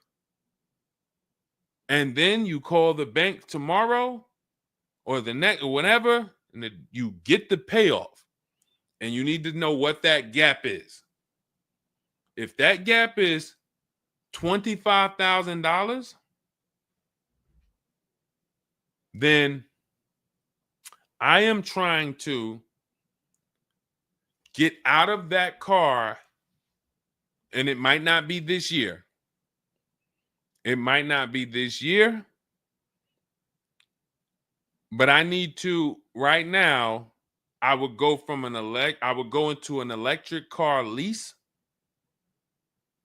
where I could get, like, there are certain electric cars, and if I was shopping them, I would choose a bunch of them that were 50. I mean, I got a couple people who've gotten Like Val, she just got her electric vehicle. Some of these electric vehicles people are saving. This is a 1.16, but even going back to Zafrina's first deal, she got an electric car and she probably got like close to 17 grand off the car. Milligan, I always use Milligan because she got one of the biggest discounts ever using what we use. It's an electric car, but she got, where's Milligan? I got to label these better, Dolan. Remind me I got to label these better because I cannot just cycle through these. Sean got 20 grand off. The reason why you need a car that when you shop your deals, you need like $30,000 off the price of the car. And because right now you're paying a high payment and the car is worth nowhere near what you're paying. So as you pay $775 every month, you're paying it towards an asset that is worth nowhere near what you're paying. You also need to find out if you have gap insurance. So I'm going to give you those 2 homework assignments. And then the next time we're live, you jump on the show and you tell us what you did. Those 2 homework. Find out if you have gap insurance. And then you need to get your payoff and go on those websites and get the cash offers and find out what the gap is. Because if the gap is $25,000, then what I'm doing is I'm shopping. If you listen, you get, if before I tell you to get the book so that you can shop a bunch of different electric cars from home, you need to get $25,000 off the price of some electric car. While they still got the rebate, while they still got the incentives, those incentives are going to go away. When do the electric car incentives go away? Let's see. Hold on.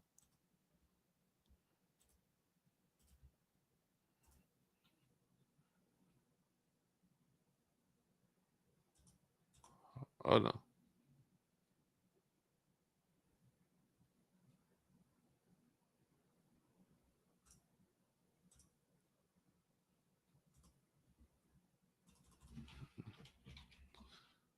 When do EV incentives? I'm going to tell you, you're probably going to see, we're not talking about tax credits. You're probably going to see huge electric vehicle incentives for the extended future because they're still building them and not many people want them right now.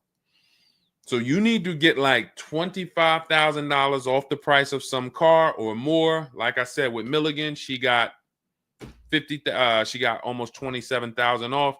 And then you would roll that over into a new car and you would lease it.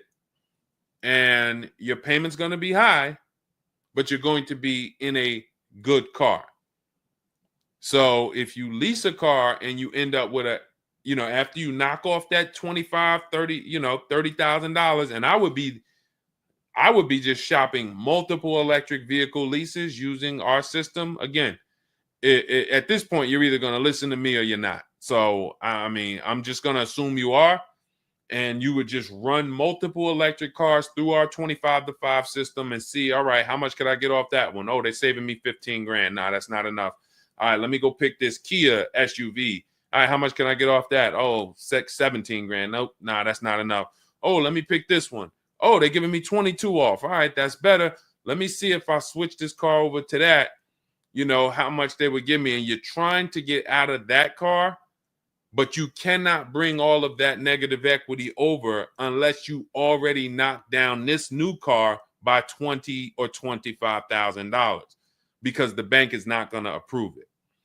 So you need something that you can save that kind of money off of and then come over to a lease and then, all right, forget about lowering your payment right now. You could lower your payment right now. You need to get out of that car into a better car for the same payment or similar payment. You're not lowering your payment. Only way you're going to lower your payment is to get rid of the car, ruin your friend's credit. But once you do that exercise, let me know where the gap is. Next time you see me live, jump on. Hey, Deshone, I did it. The gap is like $22,000, or the gap is $30,000. If the gap's 30, then we got to see what we do there. But the long-term plan is I need to get out of this and I need to get into an electric vehicle that I can lease for 3 years so that I can bury all that negative equity into this car. And what it's going to be is it'll be like, all right, I'll knock 25 grand off the price. Normally my payment would be stupid low, like $250 a month, because I just knocked 25 grand off this. But I'm actually just putting the 25 grand from this Pacifica back on there. So it's still going to be around 700-800, but I'm driving a brand new car. And then once my 3-year lease is up, I can actually be done with this versus being in this for 78 more months.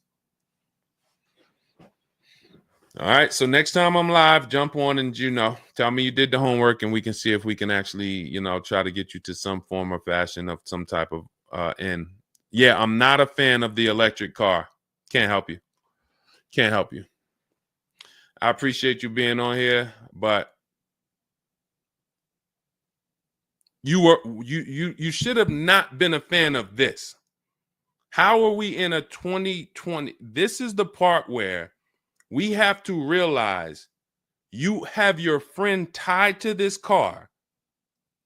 And I'm telling you what you may be able to do to get her out of this situation and get out of this Chrysler Pacifica. That is a car that is worth $20,000 that you have a loan on of $55,000+. And you're like, I don't like this electric car. I'm not a fan of it. I'm telling you, there's tons of them out there. We should not even have our friend on this deal. So be a quality friend. Don't be like the people who will come into the dealership, put their friend on the credit, on the credit. Hey, can you sign for me? I had one girl that would come in and she had her mom on one car, burned her mom, and they had somebody else from the church coming in here to sign for her to get another car because she burned her mother's credit. Didn't care about nobody. Do not be that person. You have someone tied. Your friend was nice enough to be on this horrible, terrible deal with you. Now you need to do something to show her you are trying to get her out of this deal, regardless of how you feel about the car, because you should be feeling terrible about the Chrysler Pacifica that you're in that we have an 80-month loan on. She is the one who put us in this situation and we are trying to go the best route. So how are you in the deal? Does the lease go from the day you got it to the anniversary date? It goes usually 3 years. How are you in the deal? When you're saying your friend is the one that put you in the situation,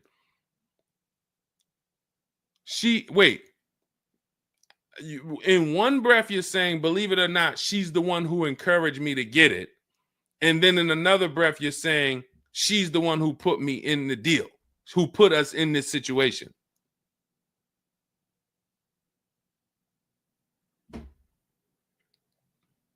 I don't care who put you in the situation. It's a horrible situation. So if you want, that is the only solution, and it may not even work. So let me just be clear. Lots of people on the show, they seem to be very interested in your story. This is a very interesting story. There's not many times I had to jump on this show and hear something where I'm like, you're probably not going to end up with another car. You're probably going to be stuck in that car for at least 3 years, paying down the balance because you owe too much on it.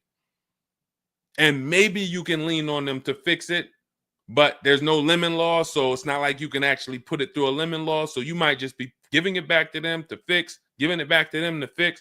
But you're in the loaner and your friend's on the paperwork. So that tells me the car was for you. It wasn't for your friend. So your friend signed for the car knowingly, may have encouraged you to get the car. Yeah, girl, I'll do it. Listen, I want to see you win.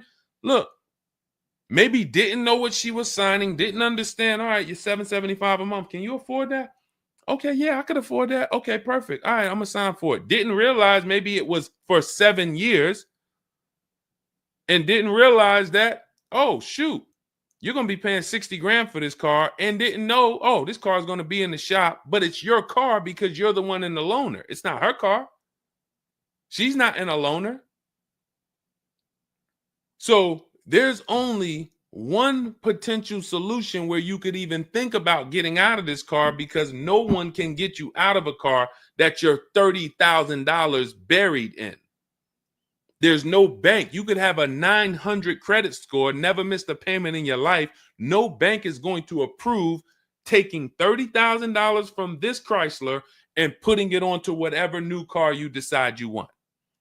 You need to get a huge discount off of some car. There's no car that's going to give you $30,000 off or $25,000 off except an electric vehicle. So if I'm telling you something that may not even work, but it's your only route, that's all you got. You want to come up with something else, repo the car, ruin your friend's credit, I got nothing to do with that. My only job is to try to provide and advise a solution to when people tell me, this is my situation, this is my goal. Normally people have 2 or 3 options. You have half an option. Like, you ever play spades?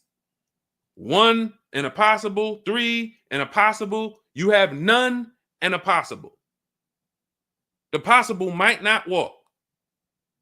But I'm telling you, do this exercise, and then we can see if that possible will walk. If it doesn't, you got no books. You stay in the car, and that's your only option. It's a bad situation. One of the worst I've ever seen. And I'm not saying that to beat you up. I'm saying that so you realize the severity of the transaction. So if I have to bite this bullet and I got to pay this car for the next 2 years, 3 years, it's because I'm in a bad situation. And then when I pay down this car, maybe I can make a different move in 2 years. And then I'll be much wiser before I make my moves, so that I never end up in this situation again. Okay?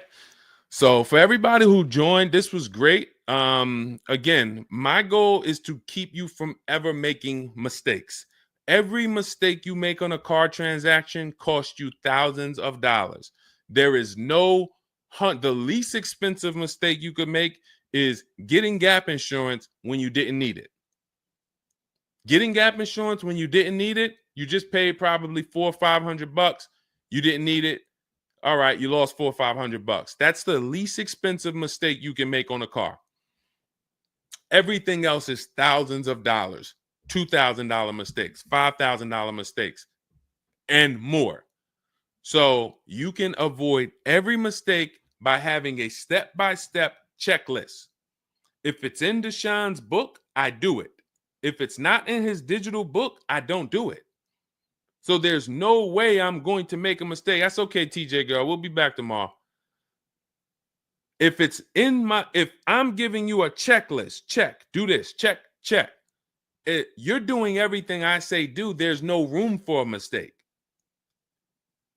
You're not following an almanac. You're following a checklist. That's why my book is called Cars from Home, 7 Steps to Saving Time, Money, and Avoiding Dealerships. Step 1 through 7, check them off. You do car transactions mistake-free.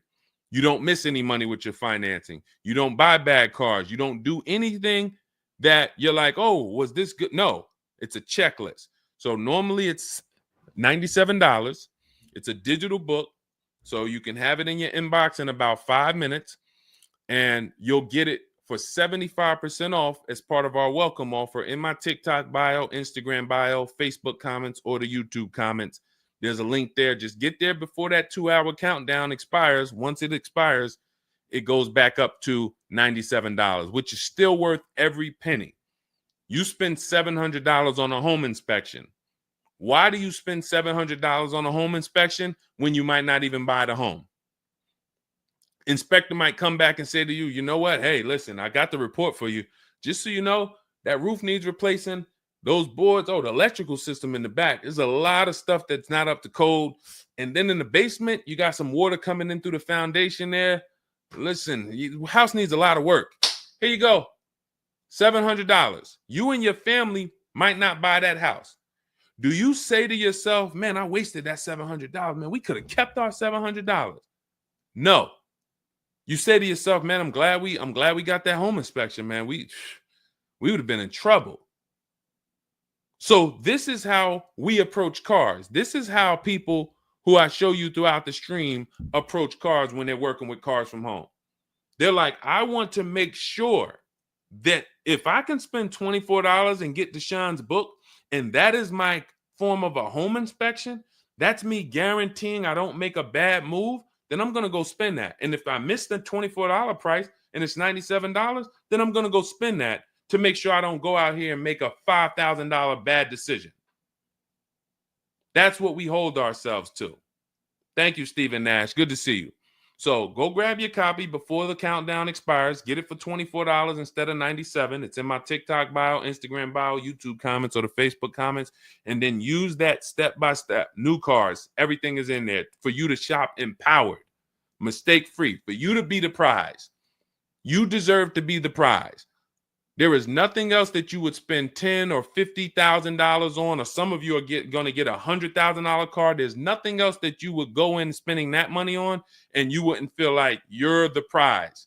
You wouldn't go into the mall to spend $40,000 and say, y'all better get the velvet ropes. If you went into the mall to make a $40,000 decision, you'd be, hey, close this store down. I'm about to spend $40,000. You'd be bringing champagne out. All right, close the velvet ropes. Where's the velvet ropes? Everybody stay outside. This person's about to spend $40,000. But a $40,000 car, you go in and you'll take the mistreatment. You'll leave buyer's remorse. Not anymore. When you make the decision to get your book, follow these steps, you are mistake-free. You'll save all the money. And then when you drive off in your car, you feel like you're the prize. This dealer won my business. That credit union, that bank won my loan. This deal, buyer, Carvana, CarMax, Driveway, they got to buy my old car because they put the best bid up. Everybody won a bid. And that's how I know I won, because everybody competed for my business. I didn't beg none of you for anything. That's how we do. So go get your book. And if you want to get started and you're like, Deshone, you know what? Is there anything I can get started for free? Because I'm just getting to know you. I don't really know you yet. Now I want to see, then go grab my free cheat sheets. Dolan will put a link in the comments for you guys. It's Deshone's cheat sheets. It's also in my TikTok bio, my Instagram bio. And you can see what we give to people who want free advice to get you started. But if you're like, no, give me the blueprint. Give me the bang, bang, step-by-step, start to finish. That's my digital book. Go get it. And carry in gifted hands. Please check back in with us. Let me know when you do that exercise how big that gap is between what the Pacifica is worth and what the cash offers will buy, what will pay for it. And then hopefully you can get to some solution. So I appreciate you sharing the story. I appreciate you being forthcoming, and certainly we'll wait to hear from you. Thank you everybody for joining us. We've been on here for almost 2.5 hours. It was a longer show, but I hope you all got a lot out of it. We talked a lot about all different things. Yeah, that's Denzel on the bookshelf. Absolutely. I got a lot of people on the bookshelf. I got Lucille Ball on the bookshelf. I got Miss Harriet Tubman on the bookshelf. Mr. Marcus Garvey. Who knows who that is?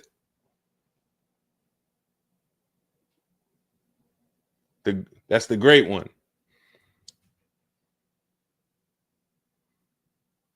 Yeah, I know what it is. I only have the greats around me. Alexis Chu, you don't know who that was? Who could tell Alexis who that last person was? Man, you better get up on the honeymooners. Yep, that was, yes, TJ girl. Yep, Jackie Gleason.